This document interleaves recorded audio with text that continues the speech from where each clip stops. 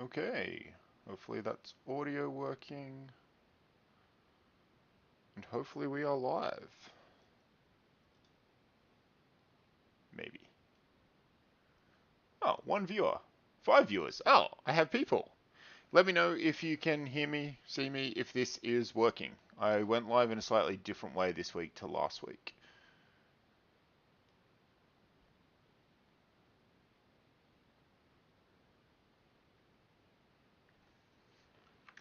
I should check myself.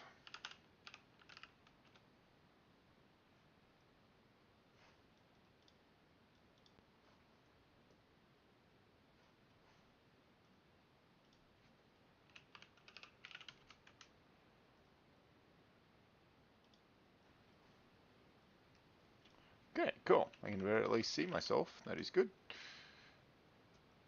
Hey, sick. Thank you, Evan. Fantastic. No false starts this week. Share. Copy.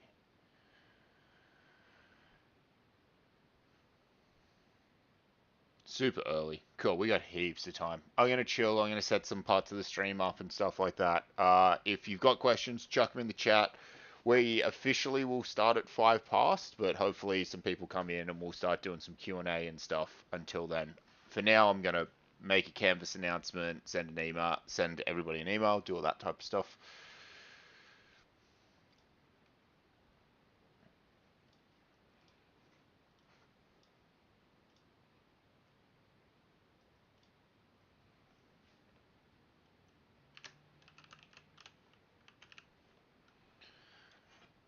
Let's move that and that.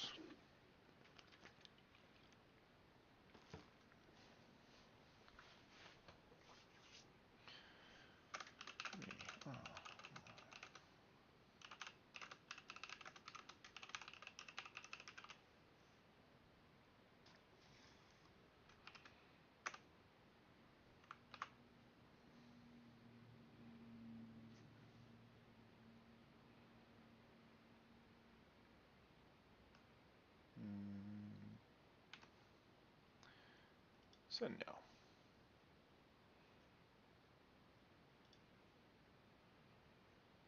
Cool. Cool.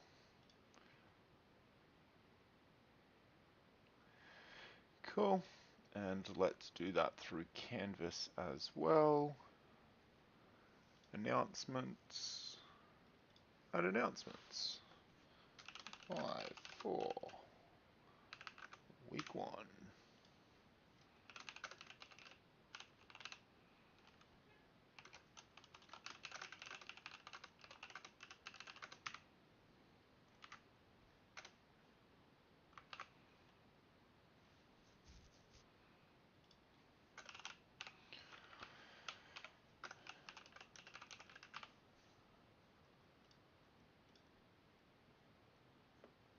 Publish.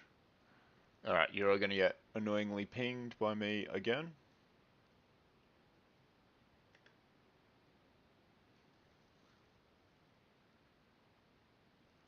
This time you made it on time. This time I made it on time. I didn't have a stream crash twice whilst I was setting it up. Oh, it was a nightmare last week, which is why we do last week, right? We do it so that if there are problems, we can all get them sorted. Oh, I'm going to have to go and close my door now. Okay.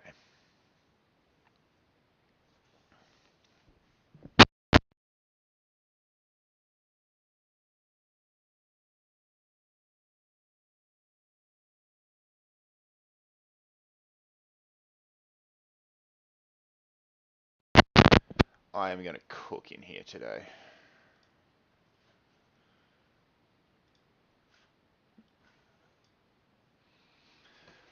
Cool. That is fine. And how is my stream health? Stream health is not great. Okay.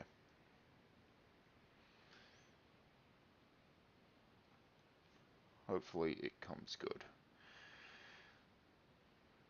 Yeah, sorry about the mic crackle. I think I'm just going to buy a new one. This mic has had a hard life, and I think it's on its last legs. So Hopefully the audio quality is still good. It's been good in my recordings, but I'm starting to get that crackle, and it's worrying. So I might have to get a new one. Yeah, my car said 40 as I was driving home. It was pretty miserable. I will not be getting a cat ears headset. I will be getting exactly this headset once again. I love this headset.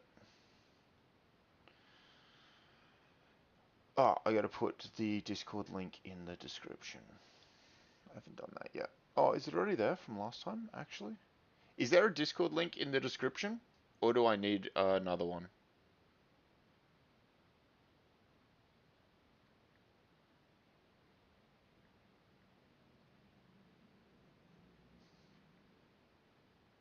Sweet. Thank you, everyone. Beautiful. You guys are the best.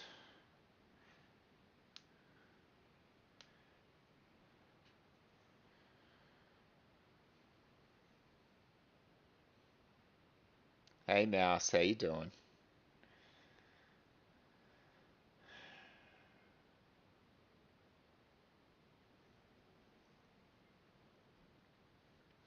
Other than the fact that it is hotter than seven hells right now, how is your first week going? You guys having a good first week? Has it been alright? Has it been super stressful? Have you gotten lost? Has it not been too bad?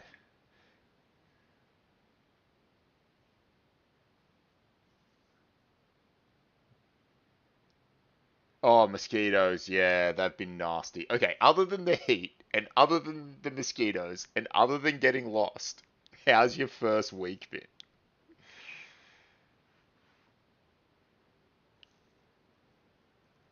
Mech 1110 isn't that scary. I understand why you're saying Mech 1110 is scary. It's not too bad. The first week, if you've never used Solid's modeling packages before, is like, what is this? But I worked with Michael for quite a while as he was structuring out that Mech 1110, and it has such a good structure to it. You will totally be fine. Felt 70 years old staring at the university map trying to navigate. Yes. Get Lost on Campus. It's way better. Lost on Campus will only draw, I think, straight lines from where you are to where you need to go, which kind of sucks because you got to meander through the uni. But I find it much, much more readable for some reason than the uni's app.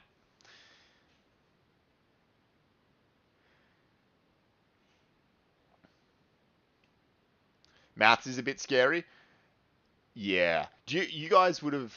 I've heard this year maths is back to face lectures, so you would have been in like a 500 seat lecture theatre for maths.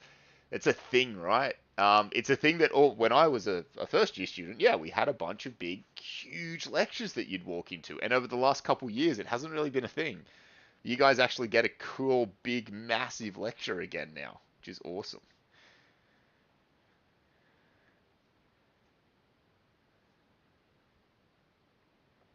Parking's a shit show. Parking is going to get. Parking will be worse next week than this week, without doubt. It will be worse next week. So if you thought it was bad this week, either get there earlier or concede defeat, get public transport. It's not going to get better. Okay? So, yep, that one sucks. I agree with you. Really fun experience in person. Yeah, I miss giving face-to-face lectures. I used to love face-to-face lectures. They were so much fun. Like, I like this, don't get me wrong. And I love talking to you guys in chat. And, we couldn't do this previously. We couldn't have the back and forth in a face-to-face lecture. But they are fun. They are genuinely fun. Train gang. Yes, good. Yes, righto, Taylor Swift in your private jet. How does it get worse? The way it gets worse is not all classes run in week one. So many courses like me might, well, not like me. Many courses might have lectures and tutorials, and the tutorials might not start until week two. So you think this is bad? Get ready for hell. It's coming. We used to actually do an example, and we might still do a bit of example on parking as a problem. So in week 3, we're going to talk about the engineering design process, and I'm going to take you through the way in which we set ourselves up to think as engineers so that we can solve problems really effectively. And parking is actually a really good topic to consider in that because the solution space is super varied and things. So you might actually see a bit of that. We used to do it as an exercise live in ENGG1500. It was always heaps of fun. No one ever implemented our ideas, but huge amount of walkies sounds like a brilliant idea as long as you have huge amounts of water today and huge amount of error guard.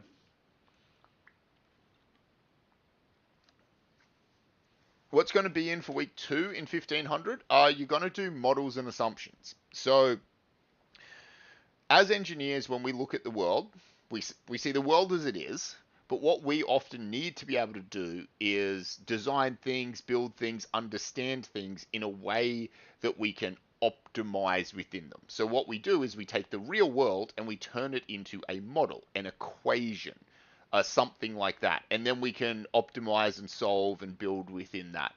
So it's an exploration of how Dylan looks at the real world, such that he can engineer within it. It's a bit of a mindfuck of a topic, but that's models and assumptions. It's really important. Most people quite like that lecture. It was one of my favorite lectures to write and give. I really enjoy the models and assumptions concept. I really enjoy talking about it. I think it's one of the most interesting things we talk about. It's a lot for week 2 conceptually. There's not a lot of hard technical stuff in it, but conceptually there's just a lot going on in that thought process. So, I hope you guys can engage and enjoy with it. I really loved giving that lecture. Should I slam 7 Red Bulls before I walk into my 8 a.m. tutorial tomorrow? 7, no. 1 or 2. Oh, what else are you going to do at 8 in the morning?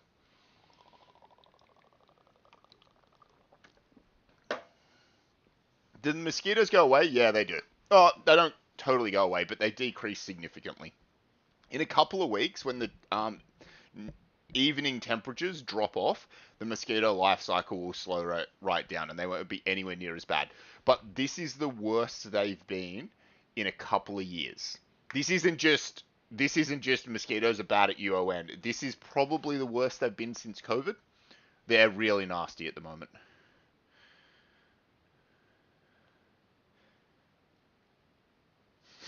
Sorry about that. I absolutely should have muted my microphone. I apologize. That was very poor by me. My bad.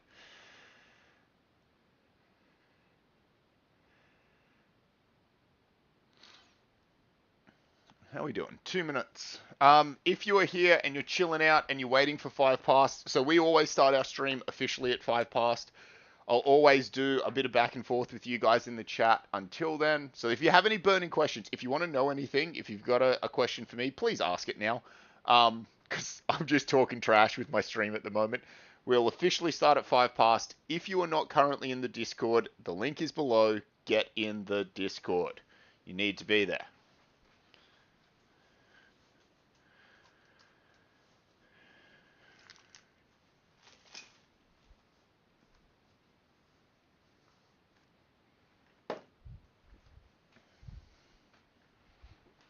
What's going to happen during these live streams? So we talked about this quite a lot in last week's live stream. So you've already kind of had one of these where we talked about what the purpose of these is. But the purpose of these is essentially you should have all seen your first 2 lectures, right? You've had lecture 0 and lecture 1. And it's me talking to camera. And that gives no space for back and forth. You've also seen your first admin video where I give you the recap of the admin for the week, which I'm hoping are very helpful things to keep you guys on track. But what if you have a question? What do you do? How do you get to Dylan? Well, you get to Dylan here. So if you've got questions, get to me here and ask them. That's their main purpose. The other thing is there's some content that works much better as a bit of back and forth. So if I've got some content that should be back and forth, I'll put it in the live stream instead of the lecture. If I've got some stuff where I know students have questions, because year in and year out they have questions, I'll put it in the live stream, not the lecture, or I'll put it in both. And then the other thing we'll do is assessment help. So these live streams, I will just, anything you want to know about your assessments, I will give you as many answers as I can. I am here to help you massively with your assessments. Discord isn't working. Is anybody else having a Discord issue, or is it just one person?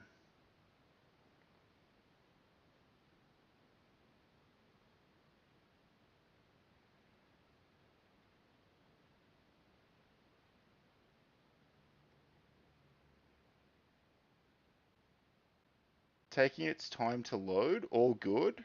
Discord is fine. The link in the quiz doesn't work. You are correct. The link in the quiz is broken. I've actually got a thing on that. So that's like a perfect example, right? The link in the quiz is broken. I'll talk about that in the live stream. It says mine is invalid. Working fine. Interesting. Very interesting. See if you can join. If you can. If you can't, you can. You don't have to have joined absolutely right now, but it is preferable. But if you can join, you need to join, because like the first thing I'm going to do in about 2 minutes is run what's called sorting hat, and it's going to put you into your classes. So you absolutely jump in the Discord if you can. If you can't, don't stress. I'll run it again probably Saturday or something like that. But jump in the Discord right now.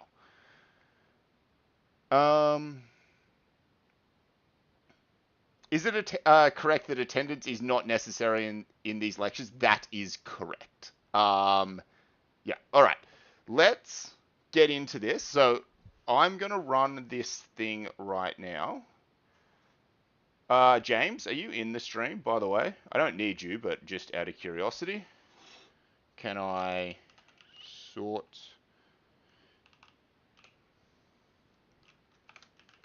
Hat. Looks good.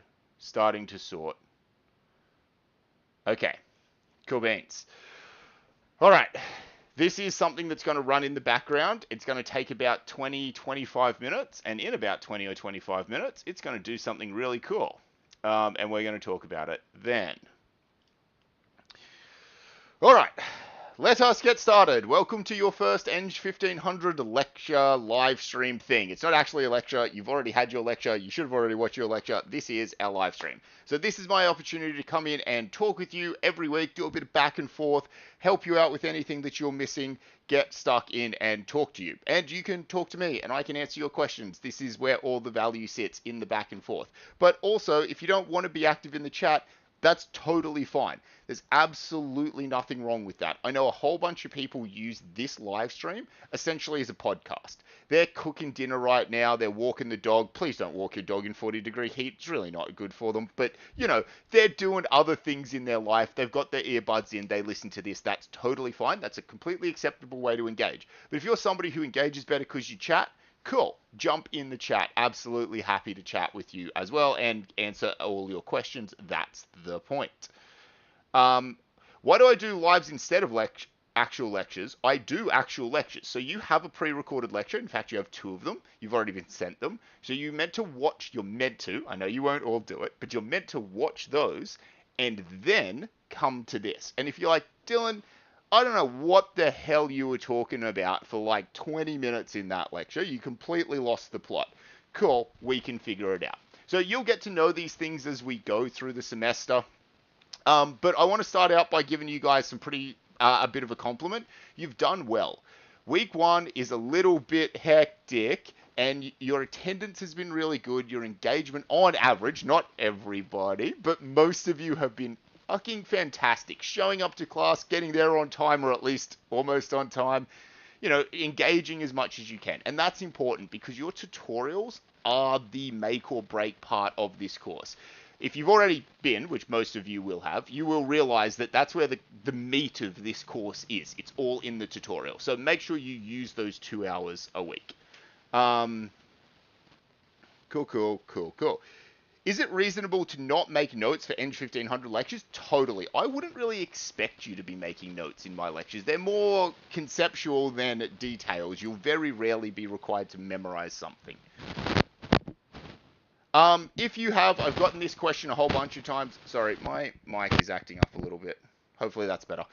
If you have attended your tutorial and you have forgotten to check in, or you couldn't check in, or whatever, just go fill the Google backup form up.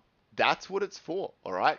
It sits there for any situation where you forget, any situation where there is a problem and it doesn't log for whatever reason. It's cool. Just go fill that form out. It'll log it. It won't change anything immediately in the system, so don't wait for it to. I will take it at the end of semester and compile the two lists on top of each other and make sure that you're all good, all right? So you never, ever need to stress about if you've showed up to class or you had a good reason to not show up to class and your mandatory attendance thing hasn't registered for whatever reason. If you fill the form out, stress less. You don't need to tell me. You don't need to worry about it. We are all good. It's a safety mechanism. Use it whenever you need to so you don't have to stress. Okay. Cool. Can't see the week 1 lecture. Interesting. The week 1 lecture doesn't have any real content in it, but I'll fix that for you guys. Is it not in Canvas? Let's find out. Actually, broken links is literally a thing that we're going to talk about in a second. This is the other really great benefit of a little bit of back and forth. Is it seriously not in here? Oh, wait, that's the live stream. Go back. Nah, it's not there. Cool. I'm going to add to my to-do list. I'll post it for you guys tonight. It's like 20 minutes. Don't stress about it. Where did my to-do list go? Aha. Sorry about that, guys. You will get it tonight. There's nothing accessible in the week 1 lecture. Don't stress. Week 1 lecture post. Sweet. Cool. All right. So what we'll do, should you watch the actual lecture or the live stream or both? You should absolutely watch the lecture. That's the priority. The week 1 lecture is meh. The week 2, 3, 4, 5, and 6 lectures are super important. You absolutely need to watch those 5 lectures. They are make or break. And then the live streams are in addition to, but your priority is always the lecture. Where can you get the Google form from? It is on Canvas and in Discord. So jump in Discord, go to course links, it'll be there. Wasn't in the playlist either? Huh, interesting. Okay. I dropped the ball a little bit there, guys. Sorry about that. But I will get it all patched up for you by tonight or tomorrow morning. Don't stress. We'll be all good. As I said, nothing super accessible in it. Nothing remotely accessible in it. Cool. If you have a question for me, asking it here is the best thing that you can do generally, but otherwise it depends on what it is. And we're going to talk about when it's appropriate to send an email or a DM later in this live stream. So the way that they'll work is we'll do a bit of Q&A at the start, and I'm going to try and get that Q&A out before 5 past. So we've bled into our first kind of minutes of actual presentation here with a lot of these questions. If you want to ask the types of questions that are in the chat now, that's totally valid. Get here before 5 past the hour and ask them then if you can, because that way when we start, we can kind of get stuck into it. It's totally okay at the moment to chuck them in the chat, but I'm going to try and get through some content now. And then I'll do some more of the random questions at the end. That's just so we don't kind of hold everybody up. I give these things a little bit of structure, not too much, but a little bit. Cool. So this is not your first lecture. Your first lecture is going to get posted. This is not a lecture. This is why I try and structure them so I don't get all over the place. You will get lectures most of the time released. I try and release them Friday or Saturday, the week before you need them. So your week 2 lecture is going to come out hopefully tomorrow, probably Saturday, but somewhere in there to give you guys a bit of time. Hopefully you can sit there with a beer on a Friday night and watch it. They're generally pretty chill and hopefully somewhat entertaining. The week one, so the week zero stuff you guys have already got. I know you've got that. It's really helpful background information to have. Week one was welcome to ENGG1500, let's go. I'm a little bummed you didn't get it because it's like a high energy 20-minute spiel about how kick-ass engineering is. But to be honest, none of it's accessible. It's just a high energy 20-minute spiel about how kick-ass engineering is. I'll release it for you. You guys will have it tonight. And then in week two, hopefully released tomorrow, you'll actually get some real engineering content, as we've spoken about a little bit already on the stream. Then we'll do our live streams, their backup, their expansion. I think we've spoken about this a fair bit already. I might try and get some guest speakers in towards the back end of the year, and we can really broaden out the types of stuff we talk about in these things. So that's your lecture stuff. Your tutorial stuff, the other side of the coin, you should have already gone to one of these. They run in week one, unless you're one of the 5 classes that have it tomorrow. That's totally fine. But everybody else should have already gone. If you missed your week one lecture, you absolutely need to talk to me. It's super important you go to your week one lecture. Even though those of you who have been, there's not a heap of technical content in it, but there is sometimes some safety inductions that you need. There's a little bit of finding the room, getting used to it, that type of stuff. It's really, really important that you go. So if you missed it, absolutely reach out to me. The chances of somebody passing, and I'm happy to tell everybody this, passing ENGG1500, if they started last week, they watched some of the week zero videos last week and stuff like that, the pass rate of those people is over 90%. It's over 95%, actually. The pass rate of people who start in week two is under 10%. Now, we're not in week two, we are in week one. Like, it's okay if you're sitting there going, holy crap, I haven't even done anything. This is the first bit of ENGG1500 I've seen. Who is this idiot behind the screen? It's okay, but you've got some homework to do, all right? We got to get you moving as quickly as we can. So if you aren't in it, you absolutely need to email me, and we need to get this sorted ASAP. I will try and do it tonight. As most of you know, but for some of you who haven't had yours yet, they're discipline-specific face-to-face classes that happen every week. They're cool. They're awesome. This is the thing mandatory attendance applies to, right? So if you miss 3 of these, you auto-fail the course. It's another reason why starting in week 1 is super-duper important, because otherwise you've burnt 1 of your 3 attendances. And then if you miss 2 more, game's over. So, make sure you go, but that's not why you should go. You shouldn't want to go to my tutorials because the uni will fail you if you don't. You should want to go because they're awesome. You'll have a really good time in those classes. If you do go, fantastic, and you forget to fill the form, the check-in thing out, that's okay. Don't stress. Go to the Google form. We will be locking classes probably tonight, so don't switch classes. Even if the MyUON thing will let you switch from the class you're in to another one right now, don't do it, because we might have put that other class in teams and you then won't have a team. And if you don't have a team, you will fail the course. So just because the university says, yeah, switching's fine, don't worry about it, people who switch classes almost always end up failing. Don't switch classes. If you want to switch classes, talk to me first so that I can see whether there is an opportunity for you to go into a class that actually can take you, not just take you on paper. Just talk to me. Talk to me, talk to me, talk to me. All right? We're going to deal with this in a minute. It's easier once the sorting hat has finished. Also, how's sorting hat going? Sorting hat has not made progress. Give me 1 second. I'm going to see how this is going.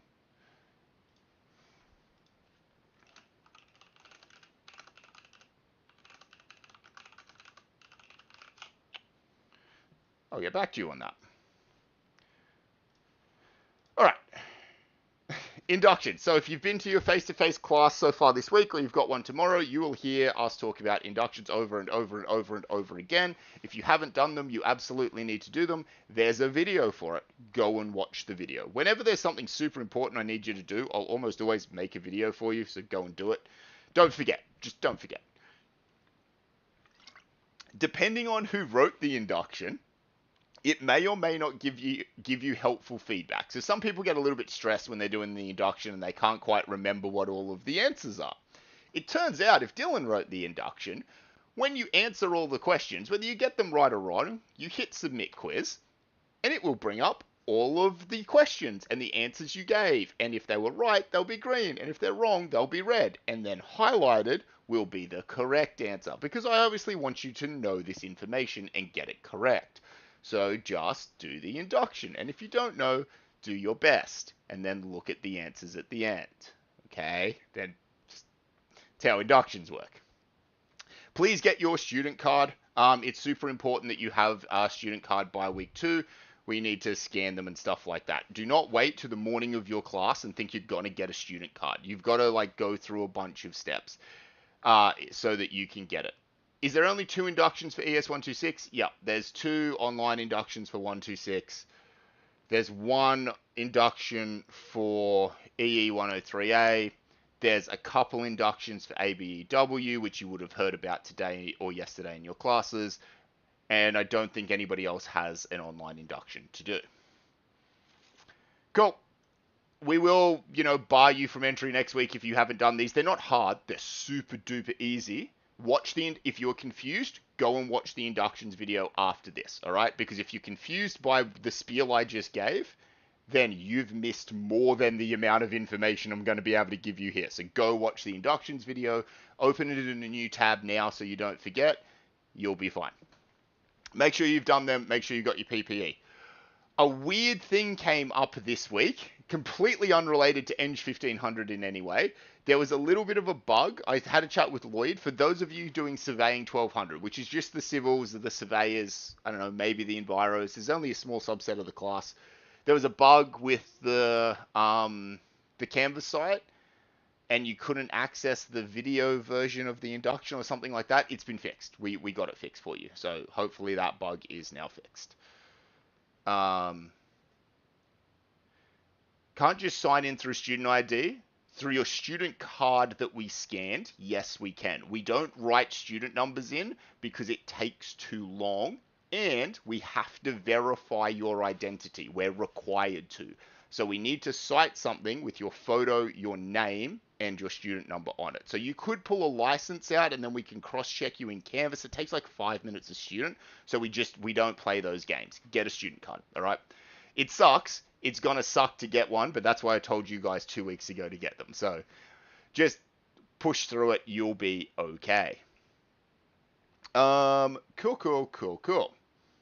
For anybody who happens to have maybe been here last year or been at the university for more than 1 year and is taking ENGG1500, not as their very first course, which is totally fine. There's nothing wrong with that.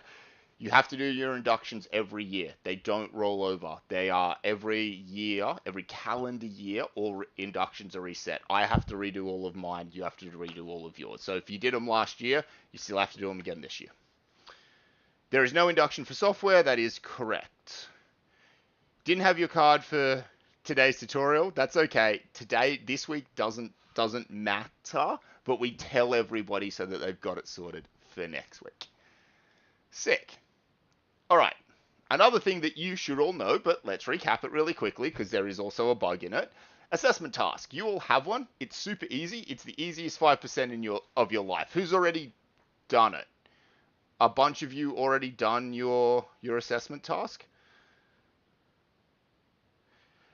There is a quiz in assignments in Canvas. Do we have to get 100% in that as well? Well, that quiz is worth 5% of your final grade for ENGG1500.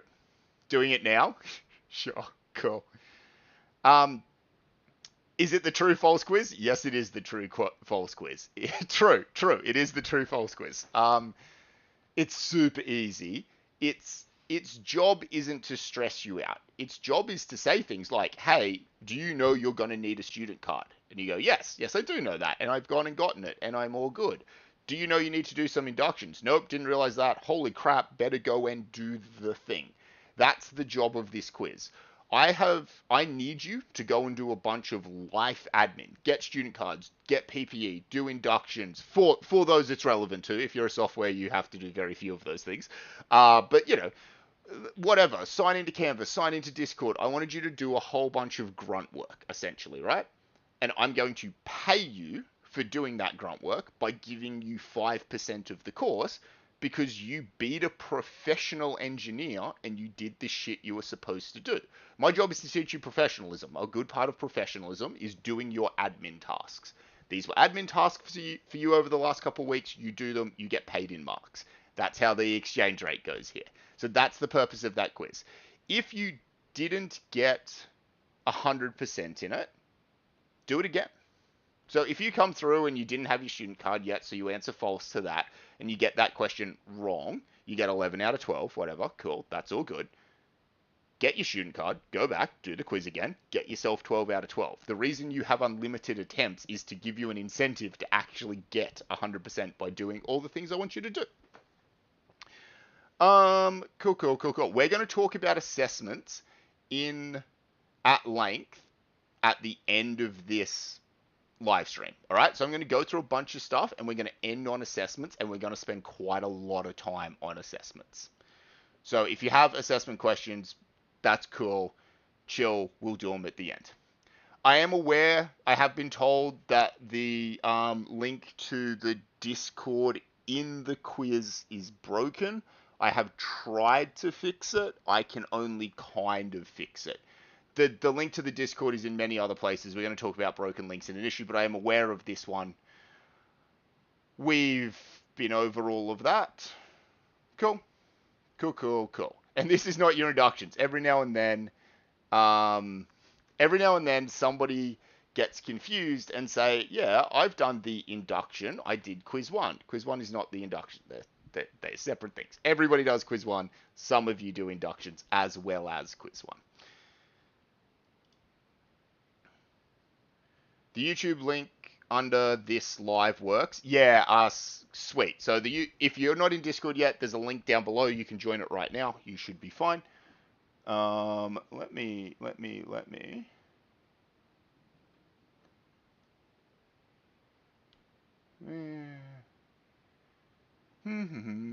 Okay. We're doing some patches to Discord at the moment. I don't know if I can do that, James, to be honest. I did the last, I don't know if James is in the stream. I did the last update from my laptop, not from my desktop. So I don't know how quickly I can do that again. We'll see how I go. I might take a break in the middle of this stream in a little while, and I might try and fix it then. All right, sorry about that, everybody. We're trying to do a couple of things at once right now. Back to it. Some things that you probably already know, but just to make sure in case somebody is, learning a lot very quickly right now.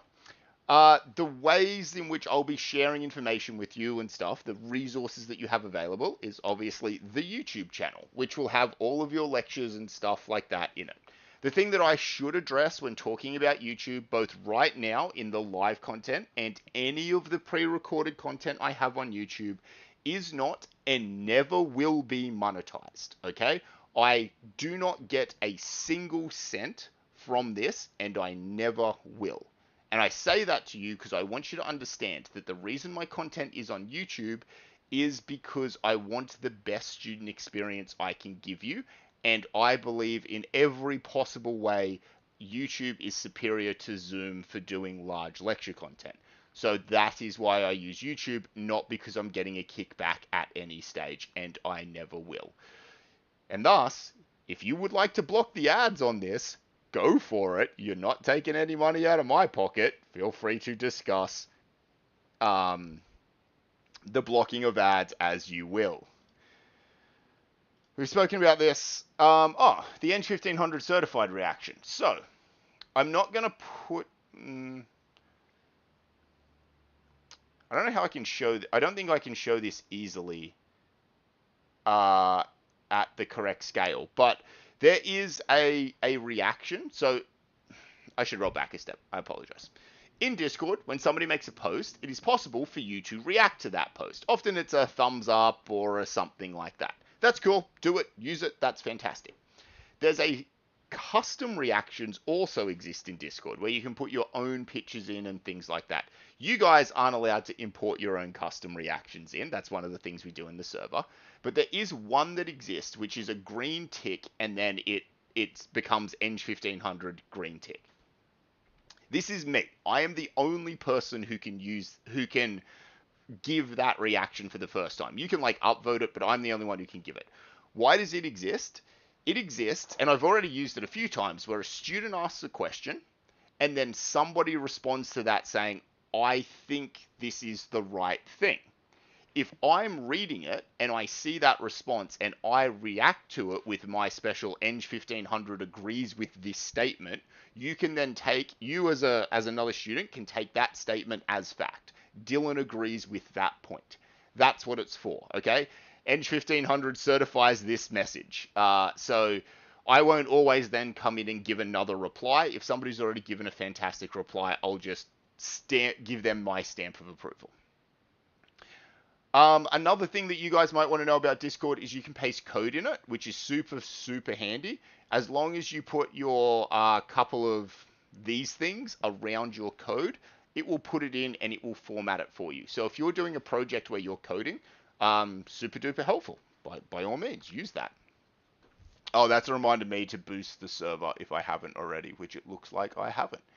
How do I boost you? Boosting server. Boost this server. Boost. Boost it again. Boost. Aha, you now have a boosted server. Fantastic. Okay. Your Discord server is now slightly better than it was previously. You won't notice the difference, but I will. So I did it. You guys are allowed to boost the server as well if you'd like. If we get 7 boosts, then we get something. I can't remember what we get. I would like to see my stream details, please.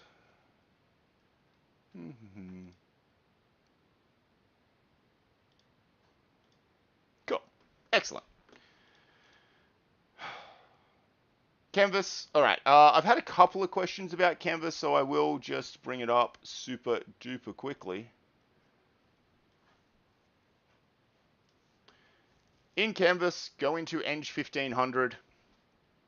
The front page is garbage. Don't use it for anything. The announcements page is okay, but you will get all of these as emails, and the announcement thing in Discord is strictly better, so it's kind of garbage. Don't use it. Go to modules. Modules is where all the good stuff is, okay? You'll have your lecture content in here. You'll have any admin stuff. So I've been yelling at you guys for ages to, like, do your inductions. Here. This is a thing you probably need. Go and click on it in Canvas, and it'll tell you about your inductions and the PPE you need.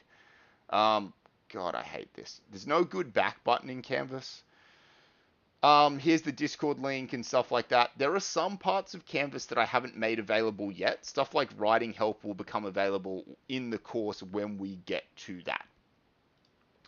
You also have a module for your own specific project. So most of you will have gone to a project by now. Some of you I know will do it tomorrow, but most of you will get this. And you'll be able to go in and get whatever it is specific to your discipline for your own project in this page. I let your tutors generally control this quite a lot. I don't manage it too much. But modules is the place where all the good goss is.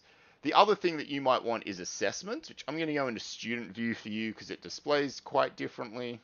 And this is where you find your quiz, right? So you go in there and you do your quiz. Oh, yeah, pass. We can do that. I do have your pass slides in here, by the way. So that is coming. That's why I haven't been dwelling on it. But if you go into modules, right down the bottom, and by the way, you can collapse these things so that they're not in your way. If you don't need the admin tab open, which you probably don't after like day 1 of semester, because you should have done all of these things by day 1 of semester, just close it so it doesn't have to be in your way. And right down the bottom is your pass modules. You also have a pass channel in the Discord server, so there will probably be some stuff thrown up in that as well, and you can talk with your pass leader there. Cool. All right, let's talk about broken links, because we've had a few already, right? It happens. So there was a broken link to Discord in quiz 1. There was a broken link to quiz 1 in your first email, and this caused some people some concern. Whenever whenever I try and communicate with you and tell you information and stuff, I will almost always try and give you as many ways of accessing that information as possible. I could simply say, it's on Canvas, go to Canvas. Fuck off. I'm never going to give you a link. I'm never going to make it easy for you. I'm just going to tell you to go to Canvas. And you have to go and you have to log in and you have to go through the crap every single time. I don't like it. I like throwing, the Discord link is in the description below. I really like doing that because I think it makes your life a lot easier. The problem with that logic from me is it means there's broken links everywhere because there's like 20 different links to the Discord server kicking around in ENGG1500, whether it's in Canvas or it's in an email or it's in a message or it's in a notification or it's in a quiz or it's in a video description.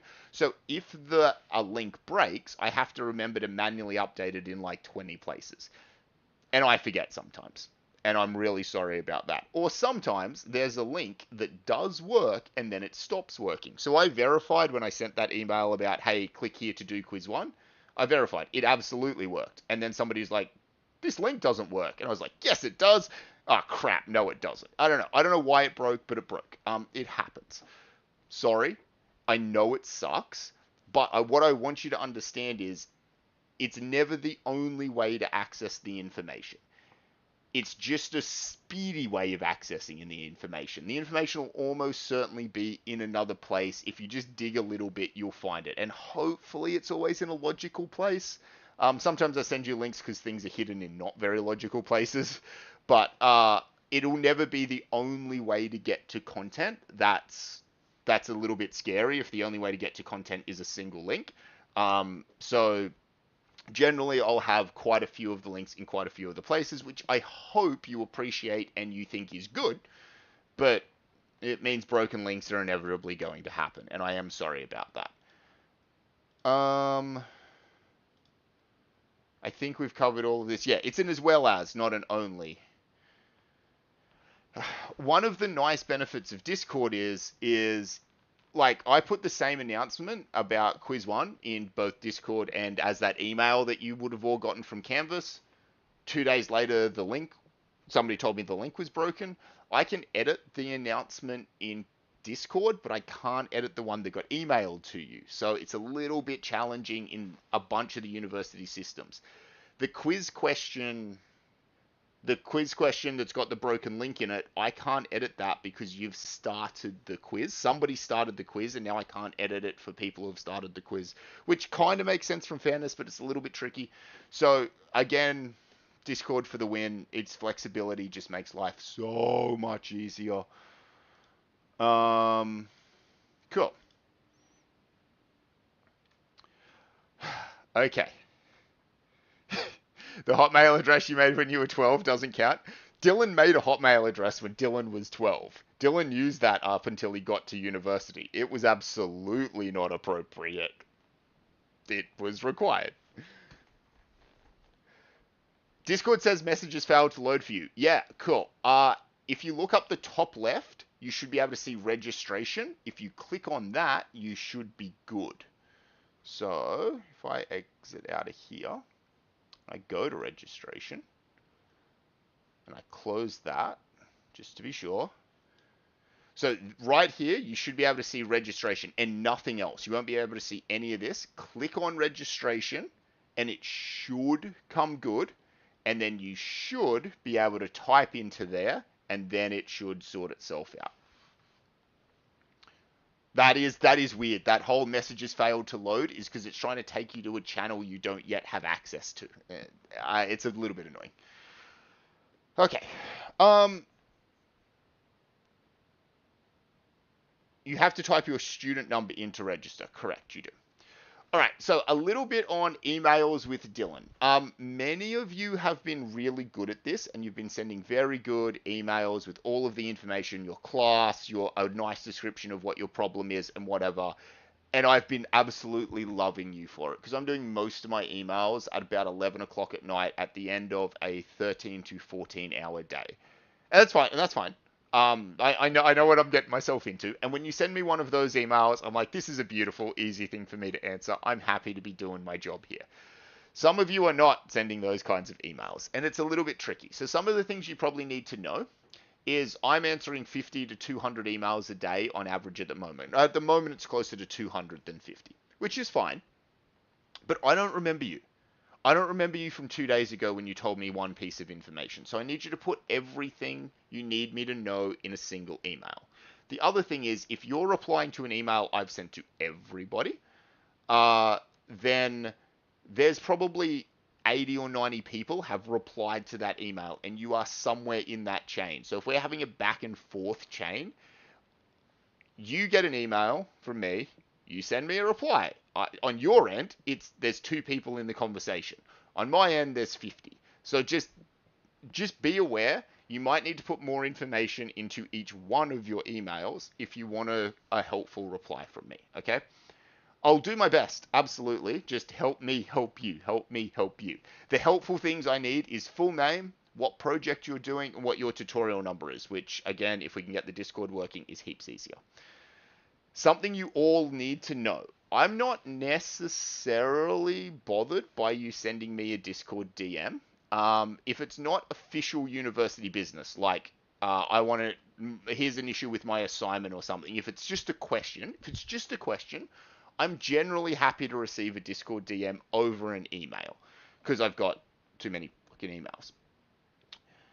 Be aware, when you send me a DM, it shows me your username, not the nickname, which is your actual name that is in the server. It shows me whatever username you put in when you created Discord.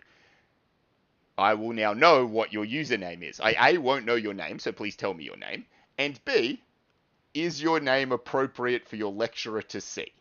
Just be sure of that before you send me. I don't care if it's like, I don't know, blah blah blah 2000 something. You know, it doesn't need to be formal, it doesn't need to be professional, it just needs to not be offensive. Okay, so if your Discord username is offensive, change it before you message me at any stage.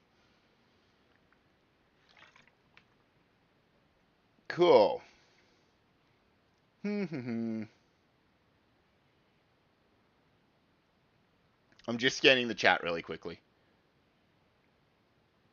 I think we are okay. I think you guys will sort yourselves. We can come back to that as we need to. All right. Give me a moment. I want to see if this has worked or not. I don't think this thing has worked. Which I didn't super duper expect it to. It's where you don't push out updates on streams.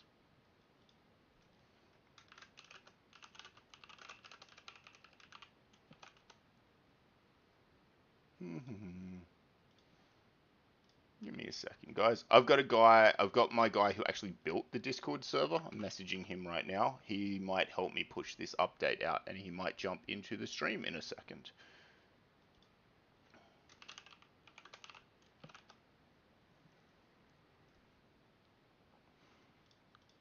We're going to move on for now, and we can come back to it later. All right, pass. So, pass. We've had a couple questions. I've seen it in the chat. Oh, sorry, James is in there now.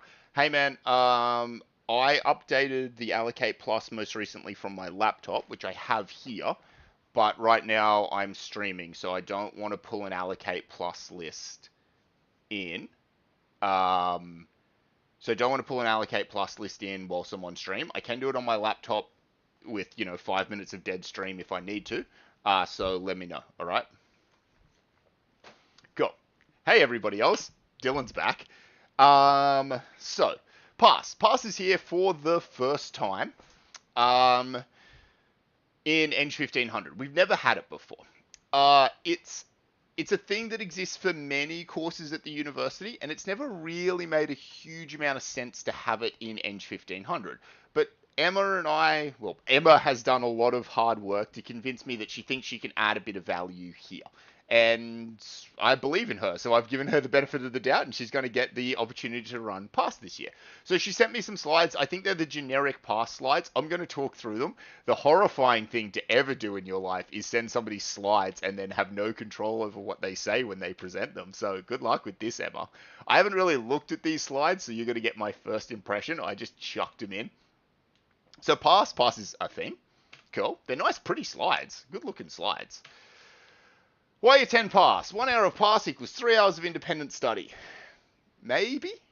I don't know. It would for some people. There'd be other people who I reckon would study better alone, and more people probably should try and study alone than study in groups. I actually think the bigger benefit to pass is it's not 1 hour of study versus 3 hours of study. It's hour of study versus nothing. The number of you who will end up procrastinating or not starting something when it's your job to do it alone versus when you say, I've got a pass class on today. I'm going to go and plonk myself in a room.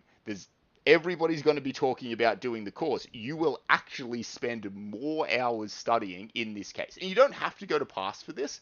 You should just timetable yourself time in your diary to do study and stuff like that. But yeah, I actually think you're even probably better than that, Emma. It's 3 hours of independent study or none. Free and casual, this is paid for entirely by the university. You guys don't have to pay for any of this. Pass leaders provide tips studying in university in general. This is something that I very much believe in having. So for those of you who've had tutes already, you probably noticed that in many, not all, but in many cases, your tutor is a lot closer to your age than they are to my age. This is intentional. The ability to have somebody who's closer than you, closer to the subject and what it was really like to be at university and can explain things in your language and have your perspective, I think is super duper valuable. Not just in explaining the core content of ENGG1500, but in being successful at university in general. So I already try and do a lot of this in 1500. As you probably noticed, all the week 0 stuff is university in general. So I 100% believe in this mentality. Great opportunity to socialize and meet new people, very much true. Space for discussion, clarifying issues, consolidating your learning, receiving guidance on what to study and how best to do it. This means it's a support network. It's not a, here are the answers to your assignment. PASS will never do that. That's not its job. It's there to support you. Cool. Here are when your sessions for ENGG1500 are on and where they are. I'm guessing, Emma, they start next week. When do they start? Do they start week 2? Or not? Let me know. I'll announce to all. I'm going to guess then they're next week. If I get told otherwise, I will come back. Cool. And your past leader is Emma. Emma is great. It says week 2. It does say week 2. I told you I hadn't looked at these slides. So I guess they start next week. Cool. Cool.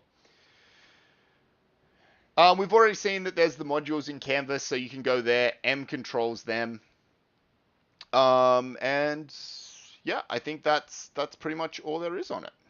Fantastic. Any questions about PASS, chuck them in the chat, but also there's a Discord channel for it as well. So you can do that. What happens if the PASS classes are full is a good question. This is one that we don't have a very clear answer to yet. We haven't ever run PASS before in ENGG1500. We don't know how many people are going to end up wanting to go, how long they're going to want to go for. Is it something that people are going to want a lot of time at the start and less as they go forward, or the exact opposite? Are people too overwhelmed at the start and then they pick it up later? We don't know. So this is our best stab in the dark right now as to how many classes we need and stuff like that. I do encourage you to register before you go. It's not mandatory that you register, but it gives Emma an indication of how many people might be showing up. If that number of classes and that number of people in each class is inappropriate, like doesn't fit with what the course needs, then we'll see if we can do something else. But we'll figure it out as we go. Okay. Now on to something completely different. So, I wear multiple hats at this university. Sometimes I am an ENGG1500 lecturer, as I am to all of you. Sometimes I am a researcher and I go to my lab and I conduct experiments and I make things and stuff like that. Sometimes I am an EDI representative. So the acronyms are a little bit different depending on what institution and stuff you're in. But EDI in this context stands for Equity, Diversity, and Inclusion. We have within our college, the College of Engineering, Science, and Environment, an Equity, Diversity, and Inclusion Committee. And I am actually the representative for engineering on that committee. So I am, maybe surprisingly to some of you, really in the game of EDI. I've been researching into this space for many years, not publishing in this space, but I read a lot of the research in this space. Um, I do things like attend. Last year, I went to a Women in STEM conference for 3 or 4 days, which was really cool to sit there and get all of the perspectives on all the different ways in which they teach, such that I can deliver my content in the best possible way for everybody. And it's really interesting when you look at the research and stuff here, and what I sat there spending my big takeaways from the how to teach STEM to girls, and that's not the correct way to look at it at all. The correct outcome of this was this isn't the right way to teach STEM to women. It's the right way to teach STEM, full stop. It talks, people in this space talk about doing project-based learning, working on projects, having informal discussions, blah, blah, blah, blah. I'm like, this is what we do anyway. It turns out good teaching is just good teaching. But it is a passion of mine, and it is also officially my job to be in the EDI space within engineering and always doing our best to get better in this space for the betterment of all. For the betterment of people who look like me, and I fully acknowledge that I'm a straight white male in this space, for the betterment of me and for the betterment of everybody else. That's what EDI is about, us working together to be successful. So I wanted to take a minute in a really prominent lecture to address this fact to all of my students. I care about doing better in this space than we currently are.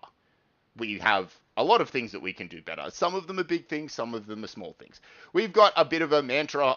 You don't really need to read any of this, but this is the focus for what we do within the College of Engineering, Science, and the Environment at the moment. This is kind of our core belief right now. So we believe that our EDI stuff should be embedded into everything that we do. So this shouldn't be something, and this is why it's right in the middle of a lecture. It's not as an aside, here is EDI. It's here's let's do EDI in our day-to-day with everything that we do. We also very much believe that it's discipline specific. What affects the mechanical engineers, the enviro engineers, the psychologists, the physicists, the chemists, probably needs a little bit of fine tuning. A one-size-fits-all approach doesn't apply to everybody. And I think a lot of the time we've maybe seen one-size-fits-all approaches be thrown at these problems. Even women in STEM is like, it's somewhat problematic from the perspective of not all women are the same, right?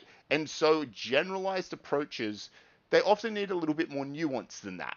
So that's a big part of what we do. So I have a part of my job is to really understand my different types of engineering such that we can be as useful as we can in each of those environments, which means my job as ENGG1500, hey Dylan, be across all of the engineerings, means I can wear both of those hats quite well. The next one talks about people, and I very much agree with this. The people are what make the difference in EDI spaces. It is not a policy that is going to make a difference in this space. Policies absolutely help. I don't want to discard that in any way. But realistically, the thing that makes the difference in an EDI space is the human beings involved in it. We could implement all of the policies in the world, but if the people coming through aren't the ones developing those behaviors and those support systems and whatnot, then it's all meaningless. The policy doesn't make it happen. The people make it happen. And what I really like about this fact is the younger generation coming through tends to have a much more refined EDI lens than my generation has. So the people emerging at the moment, I think, are a very, very important thing and a way for us to move forward as well. And the last bit is less relevant to you. It's more relevant to other staff members, but we talk about ourselves being supportive. It's not Dylan coming, this is how EDI should work. It's going, how can we support people to do more in this space? This is what I wanted to say to all of you. I want to let you know that this is a space in which some of your academics may be involved. It's a space in which many of your academics care a lot, and many of your tutors also care a lot. And it is important to us as an institution as well. I don't think this gets talked about enough within our institutions. It gets kind of pushed off to the side, and it very rarely gets talked about by somebody who looks like me. So I wanted to put this front and center, and if you'd like to talk to me about it at any stage, feel free. And I don't mean you need to come and talk to me with, cool, I love this stuff. You're very welcome to come and talk to me and be like, I think this is all bullshit, Dylan. I'd be like, cool, not a problem. Let's talk it through. Why do you think all this stuff is bullshit? I'll go back and forth with you. I'll trade. I agree that some of the policies and procedures that have been implemented in this space before are bullshit. Not all of them. I think overall people are trying to do the right thing, but I'm very happy to have very open and honest conversations about this type of stuff. So this is me wearing a different hat. Moving on. What's next? So we've talked about this a little bit already, but your lecture 2 is hopefully going to be released tomorrow. If you don't see it by Saturday, let me know. Spam me about it. Dylan, where the hell's our lecture? It should be out by Saturday. Yeah, it should be out by Saturday. If it's not, let me know in case I forget again. And I apologize for the delay in week 1 coming out. In your week 2 tutorials, you will need all of your PPE. As a reminder, we have been through this, but I wanted to make sure. And next week, you'll get put in your teams, hopefully. So as long as we can get through this current update to the bot, which will happen maybe today, maybe tomorrow, maybe over the weekend. It'll happen before Monday. In Monday, you guys will start being put into your teams for the rest of semester. Cool. You don't have to do anything for any of that, by the way. You just have to show up. That's it. You just show up, and then you are all good. I think this is my final point before we get into assessments. If you have a reasonable adjustment plan, or if you think you're needing to get one, I need you to reach out to me. I've already had a couple of conversations with people with them. They've been super productive. Talk to me. I want to meet with you next week and go through a conversation. If you're put in the process of putting the paperwork in and you don't have it yet, don't worry, reach out to me anyway. Totally happy to talk to you before your paperwork is fully processed. The people in accessibility right now are obviously getting smashed, so I don't want to put any more pressure on them. We can talk before your paperwork is fully processed. And we'll talk about what will actually be an adjustment that will be helpful to you in this course, because extensions aren't helpful to you in this course. But we can resolve that. I do this every year. It's super duper successful. Reach out to me early. If you wait and you come and reach out to me once something is due with your RAP, there is very little I can do to help you. But if you reach out early, there's heaps I can do to help you. And as you probably know, I'm here to help people. So let's make that happen. If you don't know what an RAP is, by the way, don't worry about it. You are fine. Sweet. I've been going pretty quickly for a little while. I'm going to check the chat for any questions before we move into assessments. Okay, almost been bang on an hour. So if you have some questions and you would like to chuck them up now before we get into assessments, I don't know how long assessments is going to take. I think about 15, 20 minutes. Chuck them up now. I'll answer some questions. If you want to take a second to, I don't know why you would need to take a second, but I'm going to give 1 or 2 minutes for some questions to come into the chat, and then we'll get into talking about assessments, okay?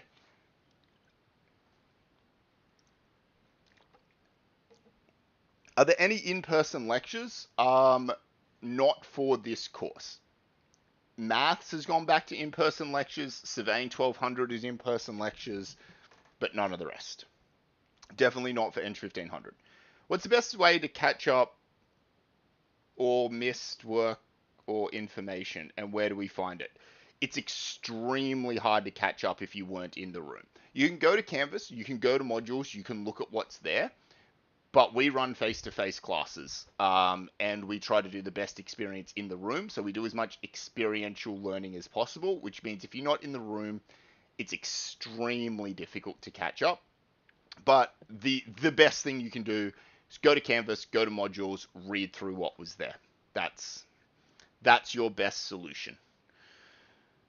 Do we begin hands-on work in week 2 tute? It depends on your project. Some of them do. Some of them get into that really aggressively in week 3. It depends a little bit where you're up to.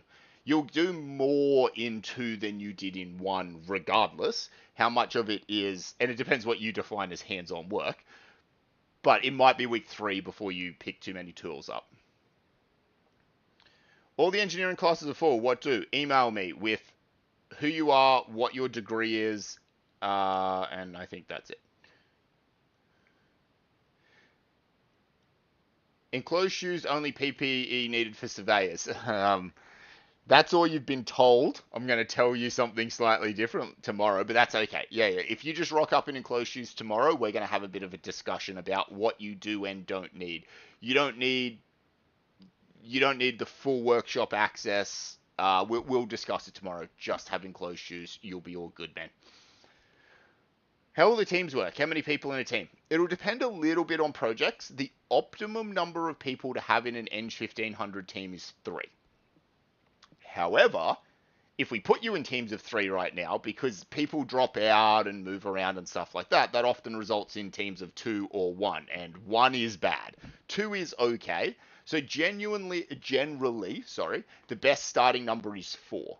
Sometimes it'll be 3, sometimes it'll be 5. It depends how the numbers in a class work out.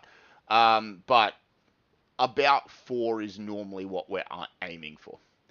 Can we ask questions too stupid to put here during the tutes? You can. You can also go into the ENGG1500 Discord to the Getting Started questions, which says, I think right up the top, got a dumb question? Ask it here. This is your safe place to ask really obvious questions. Trust me, no one knows anything when they start. So by all means, ask it in the chat right now if you would like, but you can also throw it in the Getting Started questions. That's what I made that channel for.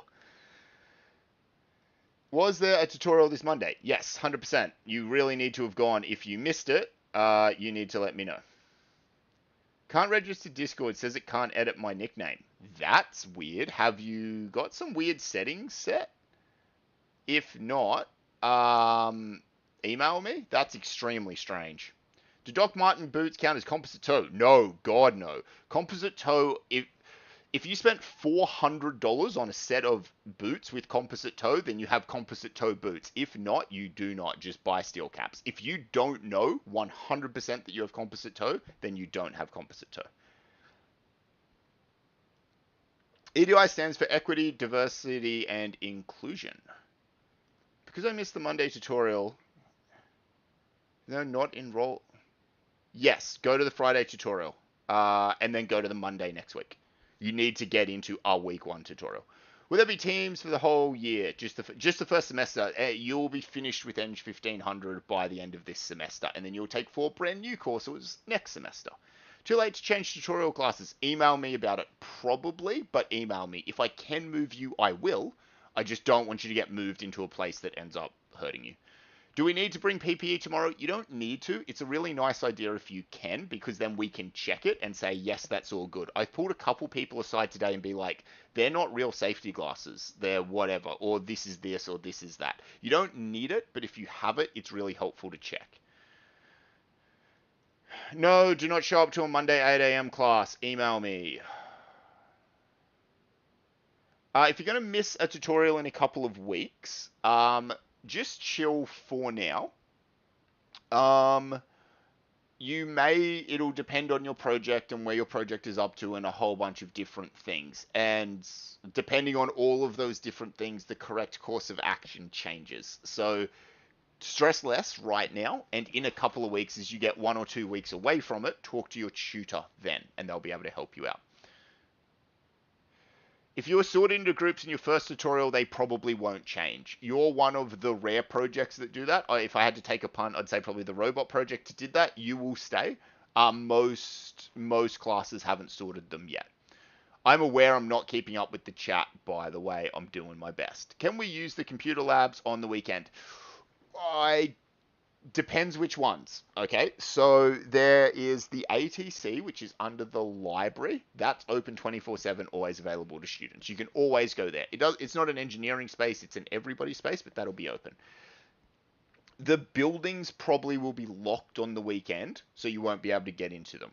Then you may be able to get into ES205. I don't know, but generally the ATC is your place to go for that.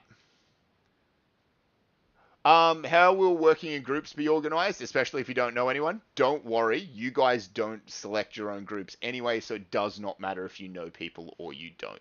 Stress less, we will just put you into groups and then you'll be in those groups. It's a ripping a band-aid off technique. We just bam, you're a group now, figure it out. And you'll be fine. It works super duper well.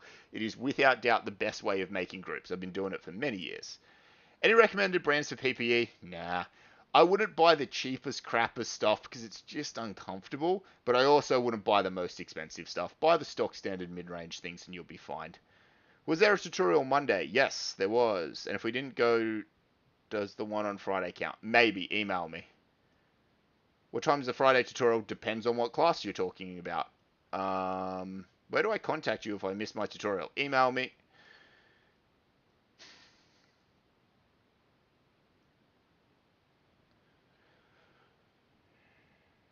Should you contact me if you're going to miss the tutorial in advance? In general, you will need to contact your tutor. Week one, it's a little bit different, but beyond that, you just need to talk to your tutor.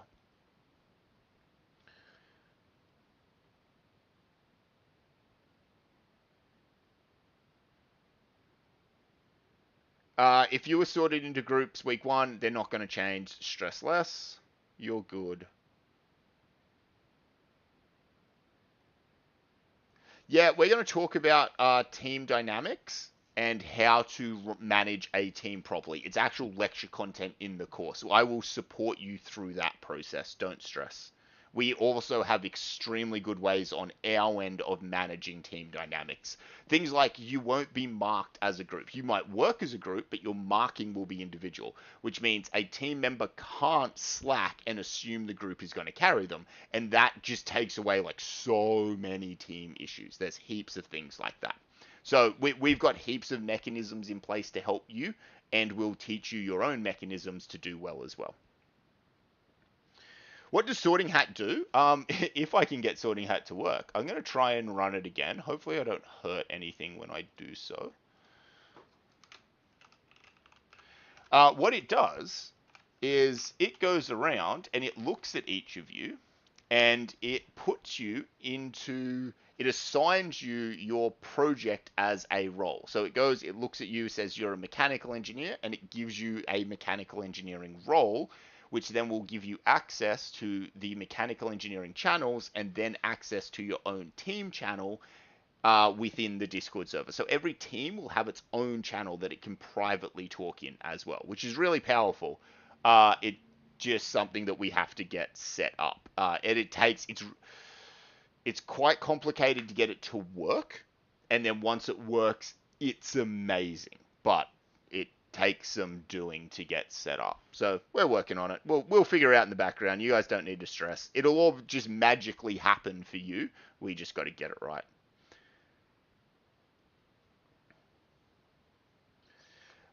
If you think you're missing parts in your robot kit, like standoffs and fasteners, you are. You need to get some more. If they're not fully assembled by week two, stress less. One of the things that we did deliberately in this kit was give you less than we normally do, hoping you're going to kind of come back and go, all right, I have a plan for how I want to do this, and then do the rest of the assembly. You can get more fasteners from us. That's absolutely not a problem. In fact, that's intentional. Maybe we should have given you a few more than we did for week one, but that's fine. Come and get some more in week two. No tutorials are online in this course at any stage for any reason. They're all 100% face-to-face. Ooh, I think Sorting Hat is working. I'm so excited if this works.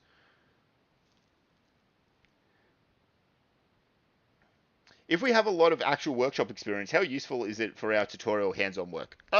It's useful. It's definitely useful. It's definitely useful. It's not a silver bullet to the problem, and it's something we'll probably talk about as the semester progresses. I am aware that I've missed some questions. I'm going to move on now, and I'm going to come back to them at the end because I'm answering questions right now that are pretty specific, which is fine, and I'm happy to make the time. But in the interest of everybody else chilling out on the stream right now, let's talk about assessments because I don't want everybody else to leave before we get to talk about this. So, assessments. The assessment schedule this year is changing a bit. So if you've not heard anything about the course, don't worry, you don't know what it used to be like, so it doesn't matter. But if you're talking to other people, maybe who have done the course before or whatever, the assessment schedule is about to be a bit different to how it was before, okay? And I'm going to talk you through all 7 of your assessments right now. I might pull the course outline up at the end. So quiz 1, we've spoken about at length already in this stream. Go and do your quiz 1 if you haven't already. I have gotten this question a few times. I'm actually surprised I didn't get it. Maybe I missed it today. Somewhere along the line, I have said the words it's out of 21. Last year, it was out of 21. This year, it's only out of 12. I think I said 21. I don't know. Somewhere, I think it's a video or a description or something. The wrong number is in there. It's only out of 12. If you get 12 out of 12, you'll get 100%.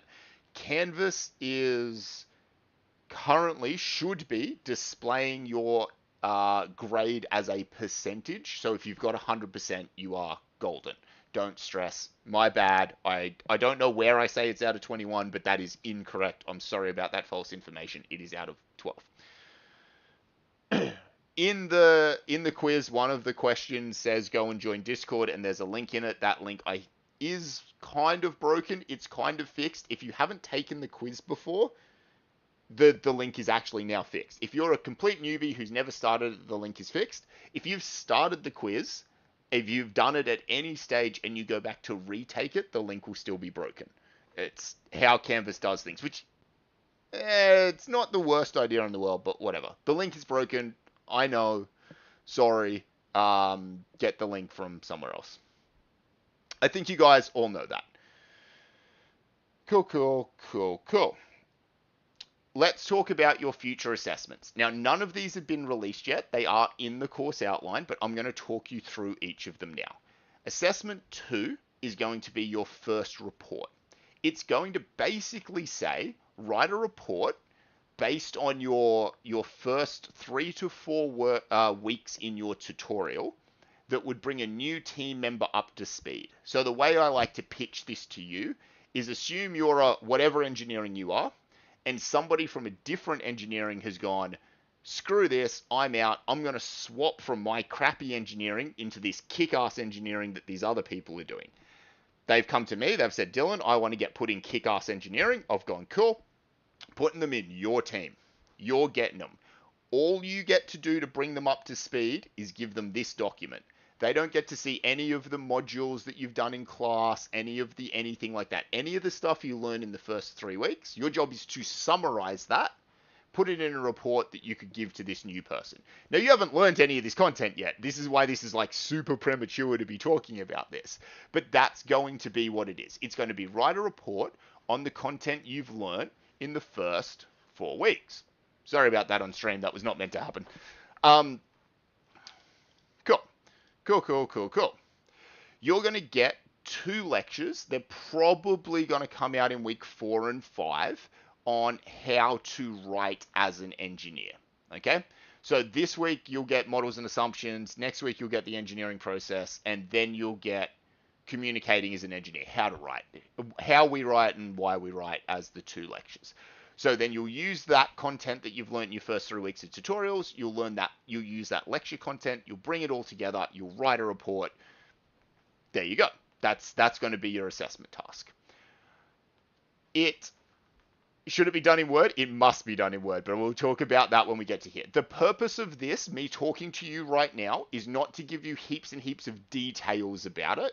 It's to give you a conceptual overview, okay? So I want you to understand the big picture of what we're doing. You will get dedicated videos on every single one of these assessments in huge detail when the time comes, and now is not the time. Okay, so what I want you to conceptually understand right now is you'll need to write a report. It will be based on your tutorial content. So go to your tutorials. That's how you prepare, and it will be based on some lecture content. So watch the lectures. That's how you prepare. That's all you need to know for this right now to be successful. It should be due in week 5. It used to be every year for the last 7 years. It's always been due in week 5 of semester. I have decided to push it back a little bit. It's always been due on Monday of week 5 of semester. I could push it back to Friday of week 5 of semester. Friday of week 5 of semester is a public holiday, which means for free, I'm going to push it back another 4 days. So this would have been due Monday of week 5. Theoretically, I make it due Friday of week 5. That's what was originally written in the course outline. Friday of week 5. Friday of week 5 is a public holiday. For free, let's push it back to Monday of week 6. Monday of week 6 is still a public holiday, but it's an online submission. So you can just jump on Canvas on Monday of week 6 and you can submit it. If you are opposed to submitting something on a public holiday, that's fine. Submit it on Thursday of week 5. That was when it was originally due anyway. I'm just giving you a free 4 or 5 day extension. So if you want to spend this is Easter, by the way. Easter is what's at the end of week 5, the start of week 6. It's miles away. Don't stress about it. But it is due on a public holiday because I could give you a 4-day extension for free. So I did. If you don't like that fact, hand it in on Thursday of week 5. That's fine. And then go and enjoy your Easter weekend stress-free. Your assessment has been submitted. Monday of week 5 is your birthday. Well, here is my birthday present to you, perhaps, chicken. You don't have an assessment due on that day. Do we not go to uni on public holidays?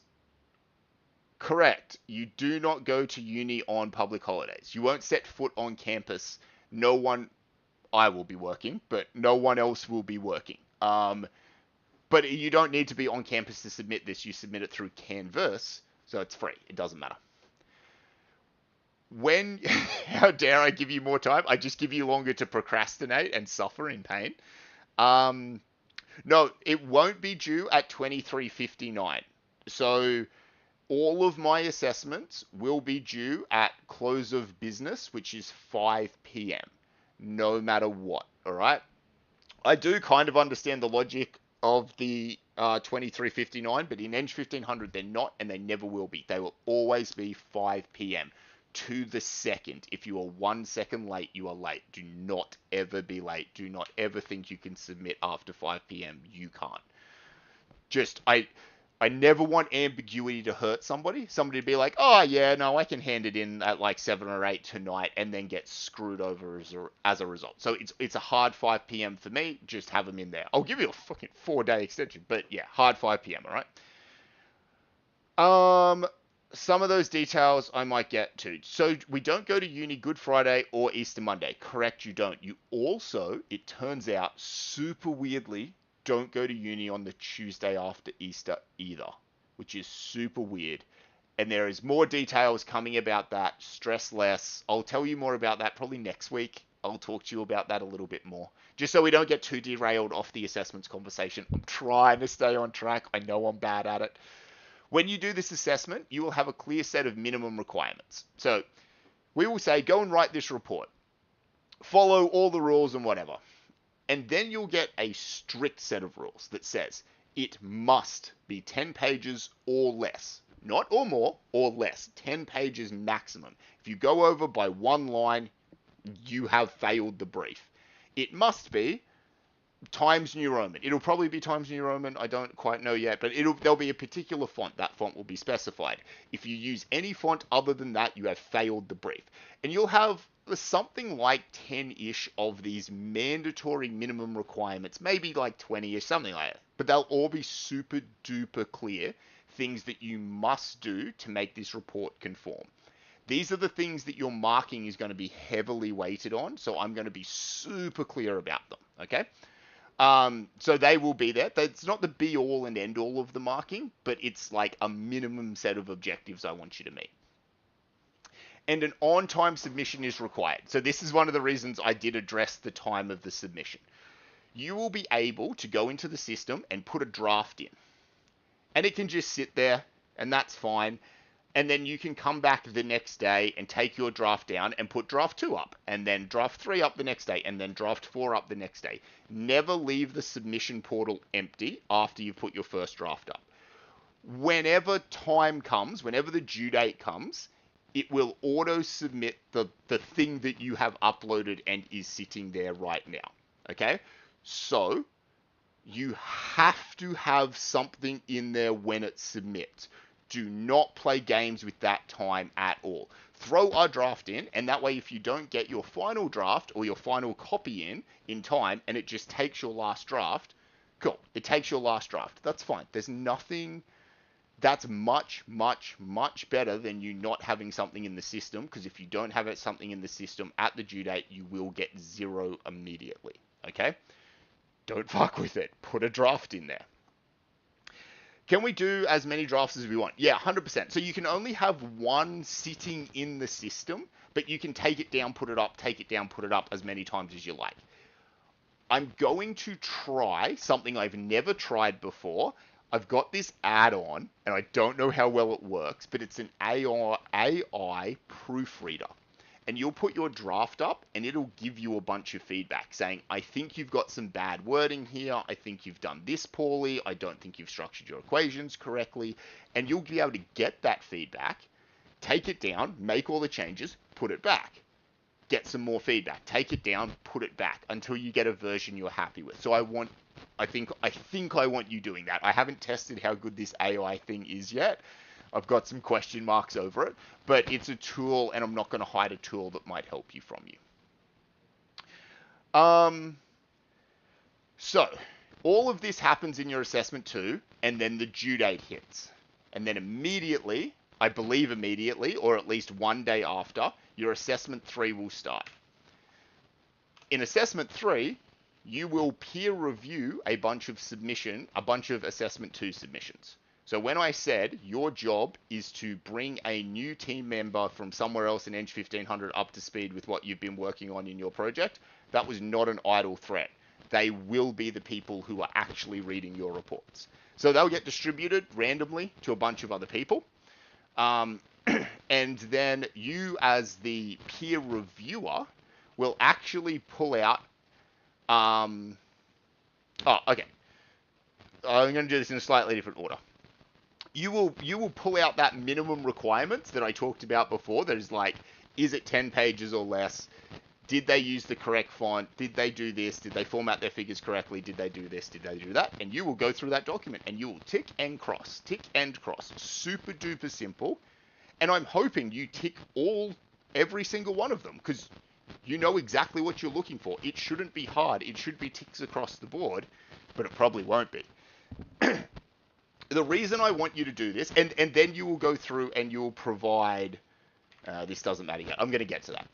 So you'll do that, and then you will provide some constructive comments. So you will come in and you will go, cool, I'm going to send a message to the person. This paragraph is really poorly worded. You should have tried to do this.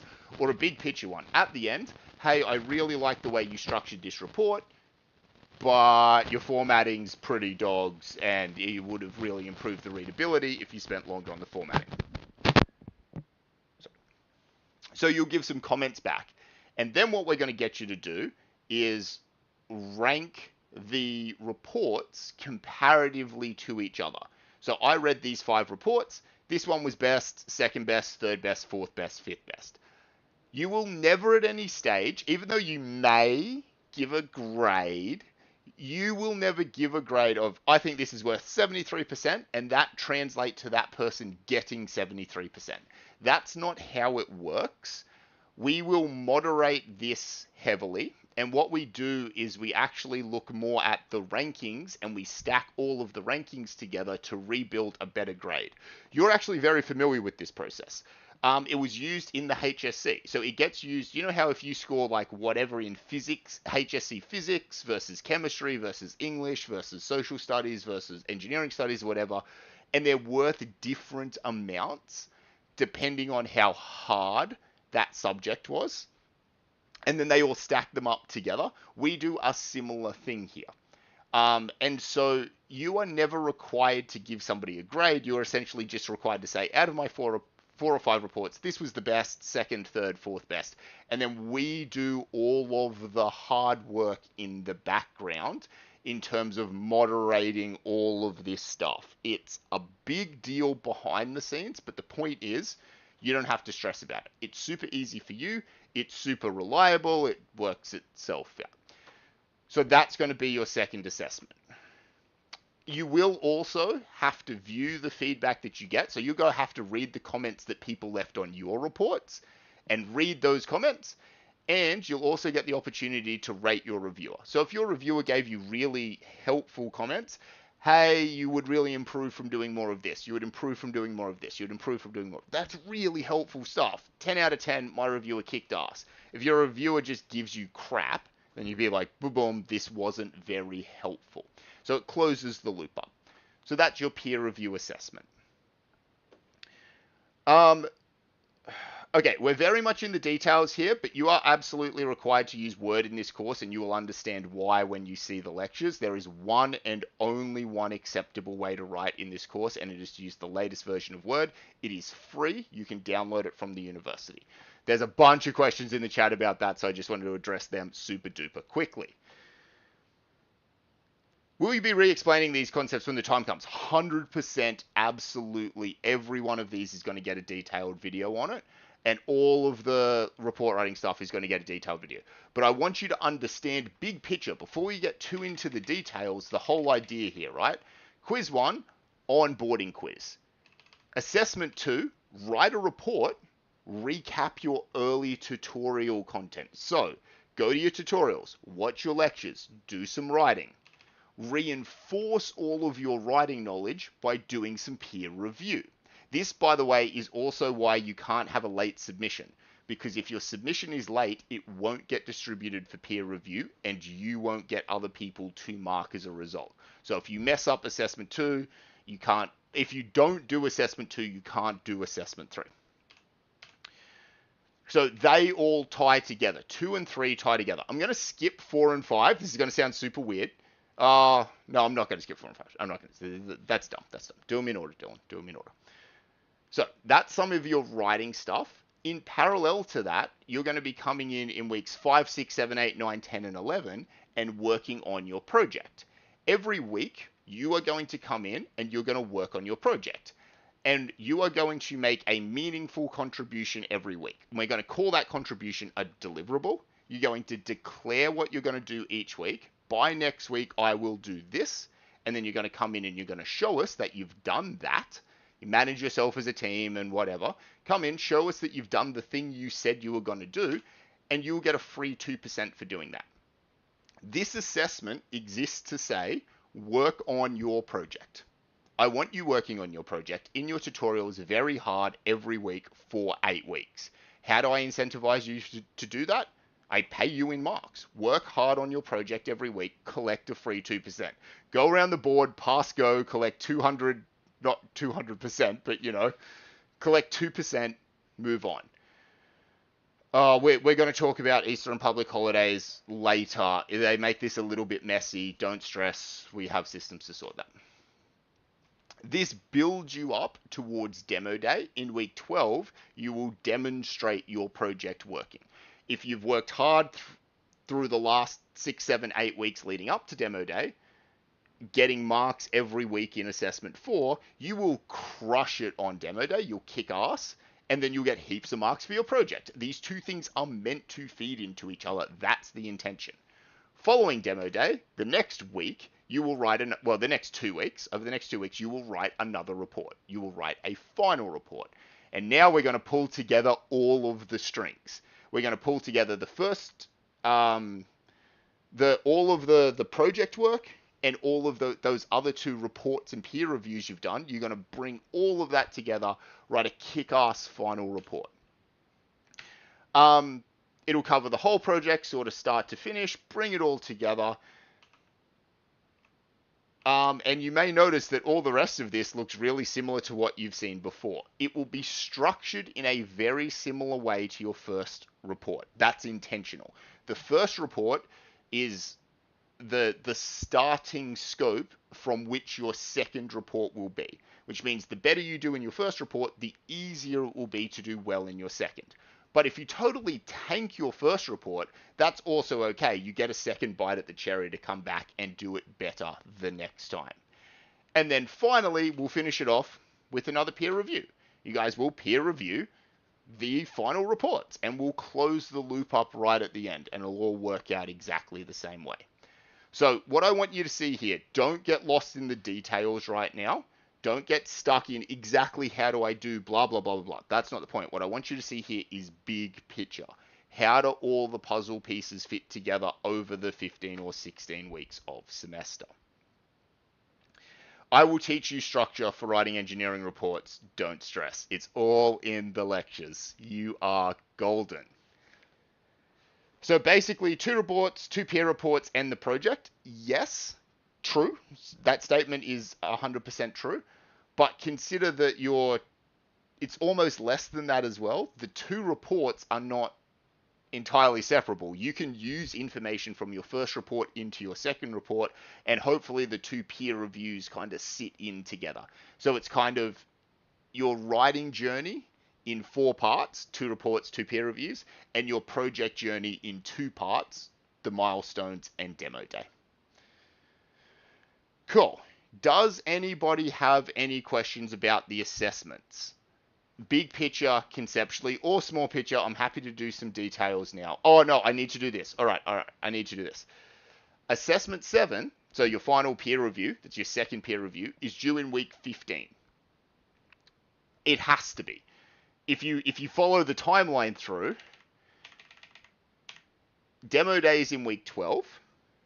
The last possible day I can then make the report due is Friday of week 13. That's as late as I can possibly make that be. And then I want to give you some time to review those things. So I'm going to make assessment 7 due in week 15, which is in the exam period. So the way that semesters work, and you may have never had this explained before, so this is one of the reasons I wanted to do this, is you'll have a 12-week semester where there will be classes. Then you will have week 13 where there won't be classes, but there will be assessments. So there's no new content ever delivered in week 13. It's recap and it's assessments. And then you enter an exam period for 2 or 3 or 4 weeks. It depends how the university calendar works out. So you'll have an exam period there. You normally won't have assignments due in that exam period. I'm doing something a little dodgy here, because I don't want the peer review to be due in week 13. That's horrible for you. That compresses the timelines right down. I want you to have some time to do it. So I phrased your second peer review as a school exam. So you have an exam. It's absolutely not an exam. It's absolutely an assignment. And you can do it whenever you want over the 2-week period. You just have to submit it by the due date. Super duper easy, okay? So don't get flustered by the fact that it's in week 15 and you may see the wording school exam. It's not. It's just flat out not. It's just a way that I could give you an extra 2 weeks to do an assignment. So I did, because I thought that would be the right thing for you. If ever you see something a little bit weird in the wording, it's probably me trying to do something to make your life a little bit easier. Okay, cool beans. Cool. Questions? Does anybody have any questions about the assessments? I would like to address them first, and then I can address all of the rest of the things. Also, I can try and not die of dehydration. I'm going to mute myself for a second and have a big drink of water and stuff. I'll be with you momentarily. Chuck your questions in the chat.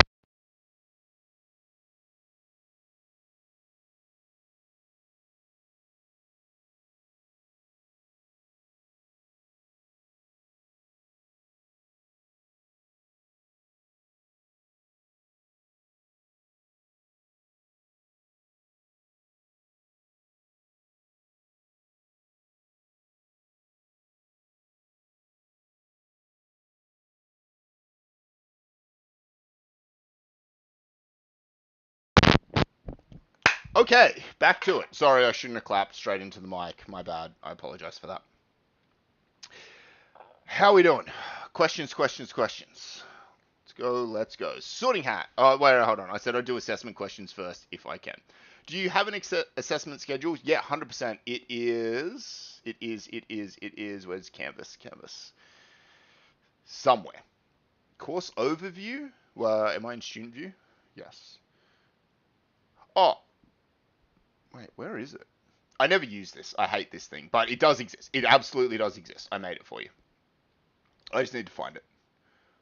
It's not. You can see this in the course outline. So if you go to the course outline, I hate course outlines as documents for students because they're not written for students. You may or may not know this. Course outlines aren't written with you in mind. They're written for other academics in mind. So the terminology in them generally stinks, and the layout is often not great. But you have this little table here. So it's got all of that information in it. I've duplicated that table somewhere in Canvas. I don't know where. Maybe schedule? Nope, that's definitely not there. God, I hate this homepage so much. I don't build the homepage. By the way, the reason I hate the homepage is I don't build it. I have no control over where any of these buttons go. This isn't me. What's in modules is me. And so somewhere in here will be a schedule.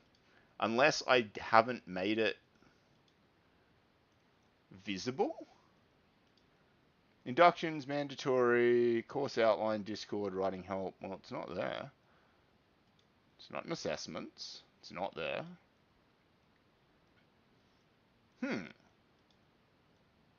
Ooh, interesting. I don't know why there are two course overviews and why the schedule is in one and not the other. That's strange. Can I move you?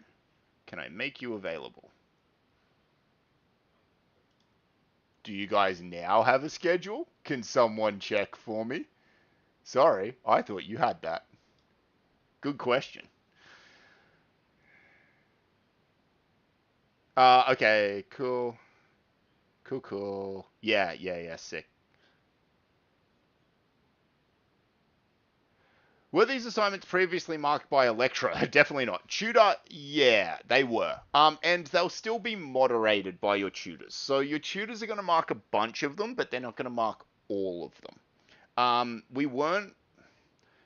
We honestly weren't doing a great job. So the tutors previously were marking them and providing zero feedback because we had no budget for them to provide feedback. So students were getting marked by a tutor, and getting no feedback. This way you are going to get feedback from a peer and a moderated mark from a tutor. It's a very valid question. It's a very interesting question.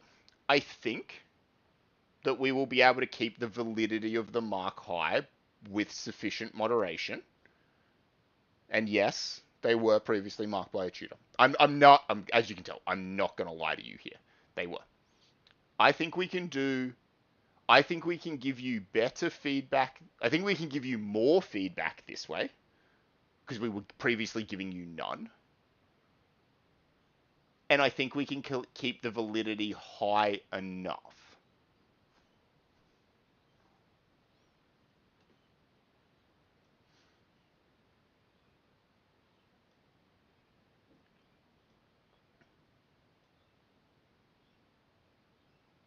If Assessment 7 is classified as a school exam, does that mean we don't have any other exam for 1500? Correct. There is no real exam for 1500. You'll just have essentially this assignment. No big exam or anything like that. If I don't have my ID by next week, but I have my PPE and I've done all my inductions, will I still be let into class? It'll be annoying as all hell. Can you please try and get your ID? It is so slow, and then it disadvantages all other students because they have to wait for you to get in. Probably, will we let you in? Probably. We probably will. It's just a bit shit. So if you can, please get your ID. You can see the schedule? Fantastic. For the reports, do we submit a group report? Nope. Everybody submits individuals. So this is one of the ways that I deal with the group work issue, which I don't like group work. I like teamwork, but it's here nor there at this stage. You will work together as a team, but you'll all write individual reports, which means if I don't ever participate in my team, I'll have fucking nothing to write about, and I'll get smashed in that assessment. So, individual reports on a team-based project. Can we have a discussion on our Canvas, please? No, use Discord. That's what Discord is for. Canvas discussion boards are atrocious. Chuck, you've got heaps of channels in your Discord for having discussion. Use those. Exactly what is the marking criteria for the water tower project? There isn't an exact marking criteria. None of your projects have a marking criteria by design. Can we get these slides on Canvas and Discord? Sure, if you want them. They don't seem very useful, but yes, 100%. If they're not up by Saturday, ask me again. I've simply forgotten to upload. I'm more than happy to make these things available to you. I don't, because I don't want to spam somebody and make them think that I'm expecting them to read through Dylan's shitty slides. These are here for me to have talking points. I would have made them prettier if I wanted you to have to read them, but I'm 100% happy to do it. So if you want something, let me know. Also, if you want something more on Discord, let me know. If you want more discussion chats in Discord, let me know. I'll make them for you. Very happy to. If you know you're going to miss a tutorial in the future, talk to your workshop leader. Okay, they will your tutorial leader, your tutor. Talk to them. They will hopefully be able to help you. Sometimes you just have to eat that fact. We are a face-to-face university. This is a face-to-face course. You get marks for going to class. Okay. But we also have a few extra things in there that if you miss one because you're sick or something, we have a way to compensate for that. Does scanning your ID cards check us in? Nah, we are not allowed to integrate into the check-in system. Use the MyUON check-in system when you can. If it doesn't work, just use the Google backup form, and I'll just deal with it at the end of the semester. You'll be all good, Perry. Do we only work on our projects during the allocated tutorials? Nope. You can't go into the room outside of that tutorial slot, but you absolutely can work on your project outside of that time. Checks you in with ID. No, we don't check in with the ID ever. You have to do that through the app. I believe it's personal protective equipment. You are correct. PPE means personal protective equipment. There is a what to buy video that you should watch all about that. Eclipse Phoenix, you're not wrong. Today you asked everyone if they completed 2 things and you scanned their cards and it shows ticks or crosses. Yep. I just wanted to know where I can find those requirements. Watch the inductions video. It's linked in. Yeah. Hey, sorting's finished. Fantastic. No. Go to Discord, go to course links, go to inductions video and or PPE video. Watch the ones you need to watch. They are both there for you. They're both in the week 0 videos as well, and you should probably watch them too, but they're the 2 I need you to watch in short order. Today I've noticed some classes people are going ahead and doing work schedule for later weeks. Is there any advantage to doing this? No. Do not do it. Anyone who runs in front in ENGG1500 trips and falls and stumbles. We will pace you out at the pace we want you to go. The absolute worst thing you can do is try and run ahead. So this is funny because when we hit week 3, I'm going to beat into you this thing called first choice fixation. When you try and jump ahead and you miss steps, you get what we call first choice fixation, and it's the number 1 thing to avoid when being a good design engineer. So each week we will give you the content we want you to have for that week. Just keep up. That's what we want you to do. We don't want you to go running, screaming ahead. We want you to keep up. Keep just in front at all times. The best thing you can do is have done everything you needed to for that week and had a quick look. If, say, class notes are available for the week in front of where you're up to right now, have a quick skim of those so you roughly know what's coming. And then you will do super, super well in this course. It's weird. I know it sounds super strange, right? Your course coordinator saying don't run ahead, but don't run ahead. So in the report, you would write about what you did as an individual or what the group did or both. Yeah, this is a really good question. It's a little bit in the weeds and we're not quite up to it, but it's a good question. You are an individual reporting on what the group did. So the way to think about this is in the real world, an engineering team will do a project and then one person will write that project up. You are that one person. So you are reporting on behalf of the team. Really strangely, in this case, 3 other people are doing it as well, but you just ignore that they exist. You ignore the fact that your team members happen to also be writing reports, pretend they're not, pretend you are reporting on behalf of the team. So everything is individual except the final project. True, but we reserve the right to mark the final project individually.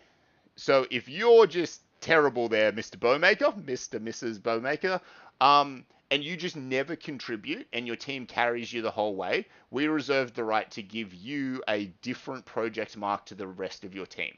That very rarely happens. More often what happens is my tutors will come to me and say, hey, this Bowmaker person, they were outstanding. They carried their team. They were fantastic. And so we'll give the team's grade, and then we'll give you a little bit extra on top of that to reward the fact that you were clearly a standout.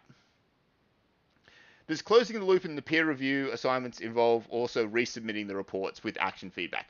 No, it doesn't. That would be a really cool thing to do, but the workload, I think, is a little bit high for that.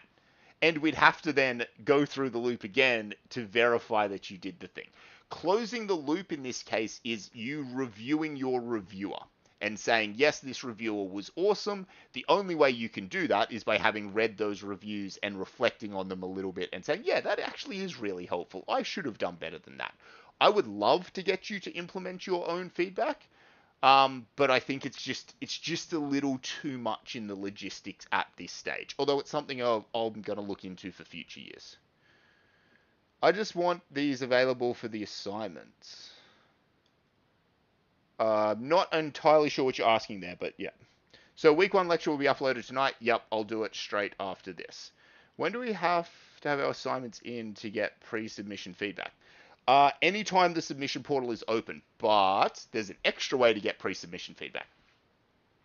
So when we do the live stream before the assessment is due, so in this case it'll be definitely the week 5 live stream, maybe also the week 4 live stream. I'll see how we're going. I'm going to throw it open. Would anybody like their submission to be put up on stream? And Dylan will read through it on stream. And I won't mark it, but I will critique it. I would rephrase this differently. I would do this differently. This is wrong. This is bad. This is really good. This person should have done more of this. So everybody will have the opportunity to submit their drafts to me before that live stream. And I go through about 3 of them on stream. That's just historically how many I've gotten through. So that'll be an option, but the bot AI option for feedback will just be there from as soon as the assessment becomes available. I think. I've never used it before, so I think. If our team members are not communicating, should we try and work the issues ourselves more? So one of the beautiful things of you guys getting your own team chats in Discord is that's where you communicate. That's the only place it's not the only place. If you want to have a Snapchat conversation to talk absolute trash with your teammates, that's fine. But I can view your Discord channel. And I don't make it a habit to go looking in people's channels. Don't worry, I'm not there to check up on you. What I'm there to do is to be your boss. If you were a real engineering an engineering firm, and one of your members in your team wasn't doing their job, you would go to your boss and say, I'd like to lodge a complaint against so-and-so.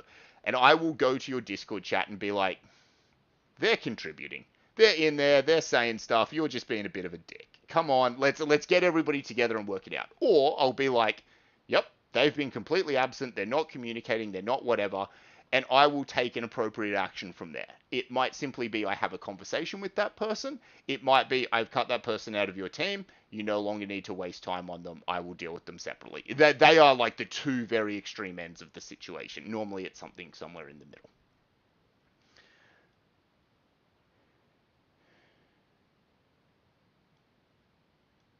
If you're doing a double, you should already be in. You should already be in your class. Do glasses for sight count as safety or no? No. It's super duper dangerous. So normal eyeglasses in a workshop are really dangerous because if something hits them, then the glass shatters and then all of the shatters go in your eye. They're horrifying. So you can buy prescription safety glasses. It's a thing. They're pretty expensive, like 300 bucks. But if you're going to be on a work site for your whole life, they're a really nice investment, maybe when you become a professional. Um, for now, buy a set of $5 safety glasses that go over your eyes. They sell specific glasses designed to go over the top of normal glasses.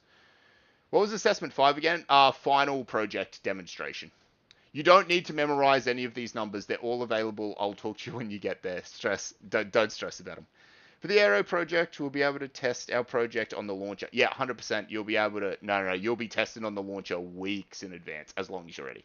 If Sorting Hat done, does that mean we have our teams now? Okay, you don't have your teams. Let's check if Sorting Hat is done.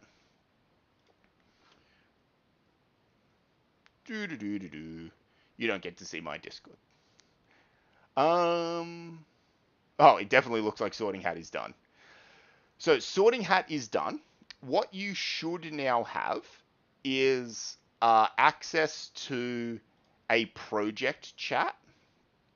So I can see there's an Aero chat, there's an Aero memes chat, which has people spamming in it. There's a civil chat, a decel chat, a whatever it chat. So you should have gotten a project specific chat.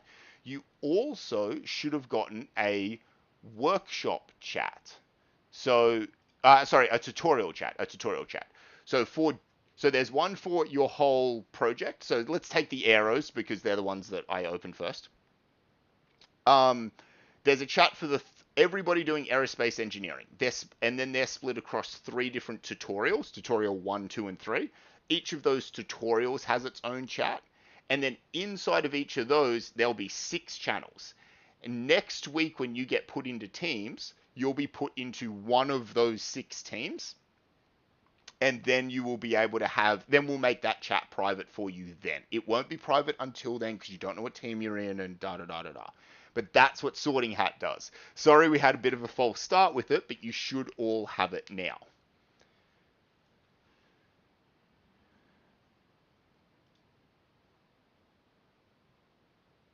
Cool. Let me know if you are having any dramas.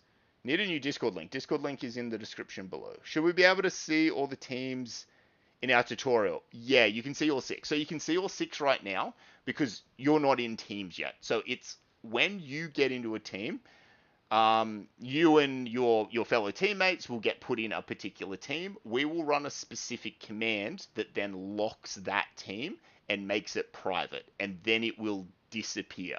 So all teams are public until they are filled, and once they are filled, they become private. It seems a little bit weird, but it's actually the correct way for the logistics to work. So at the moment, you can see your whole class, and as the teams fill up, which will happen in your tutorial next week, they will all disappear to you, and you'll probably only be able to see yours. Oh, you wanted the slides for the assessment details. Sure. Yeah, you can have those. Absolutely not a problem. Just send me a reminder so I don't forget.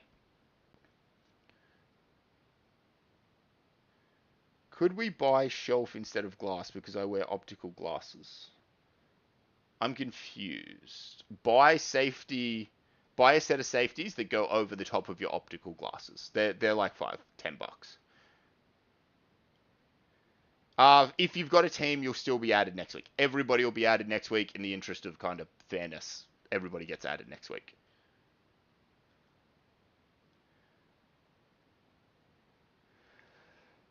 All right. So, at this stage, as far as I am aware, we have covered the content we need to. It seems that Discord is working. It seems that Sorting Hat has worked.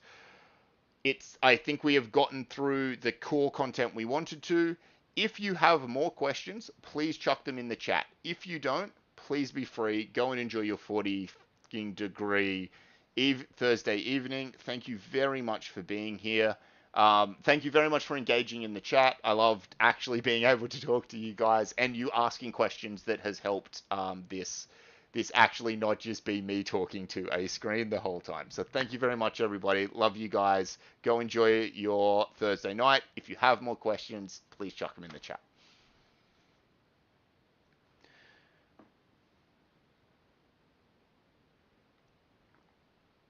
Stormy, is it? I'm locked in my room right now with the soundproofing and stuff, so you guys have hopefully some decent audio. Thank you, everyone.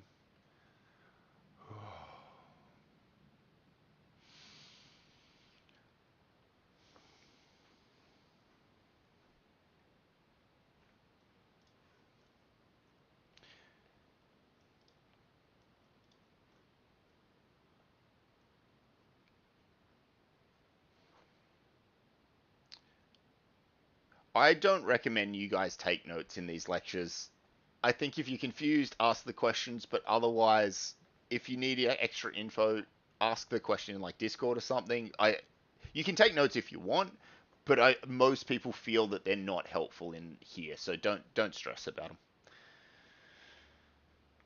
My favorite energy drink is probably Red Bull. I think that it is. I don't drink it as much because it is very expensive, but it is probably my favorite. I really like the yellow mother, but I don't drink it very often.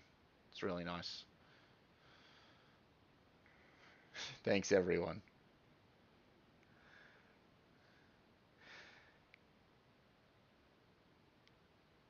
All right. I think you guys are good. I think if we're talking about energy drinks, you guys are good. I'm going to call it.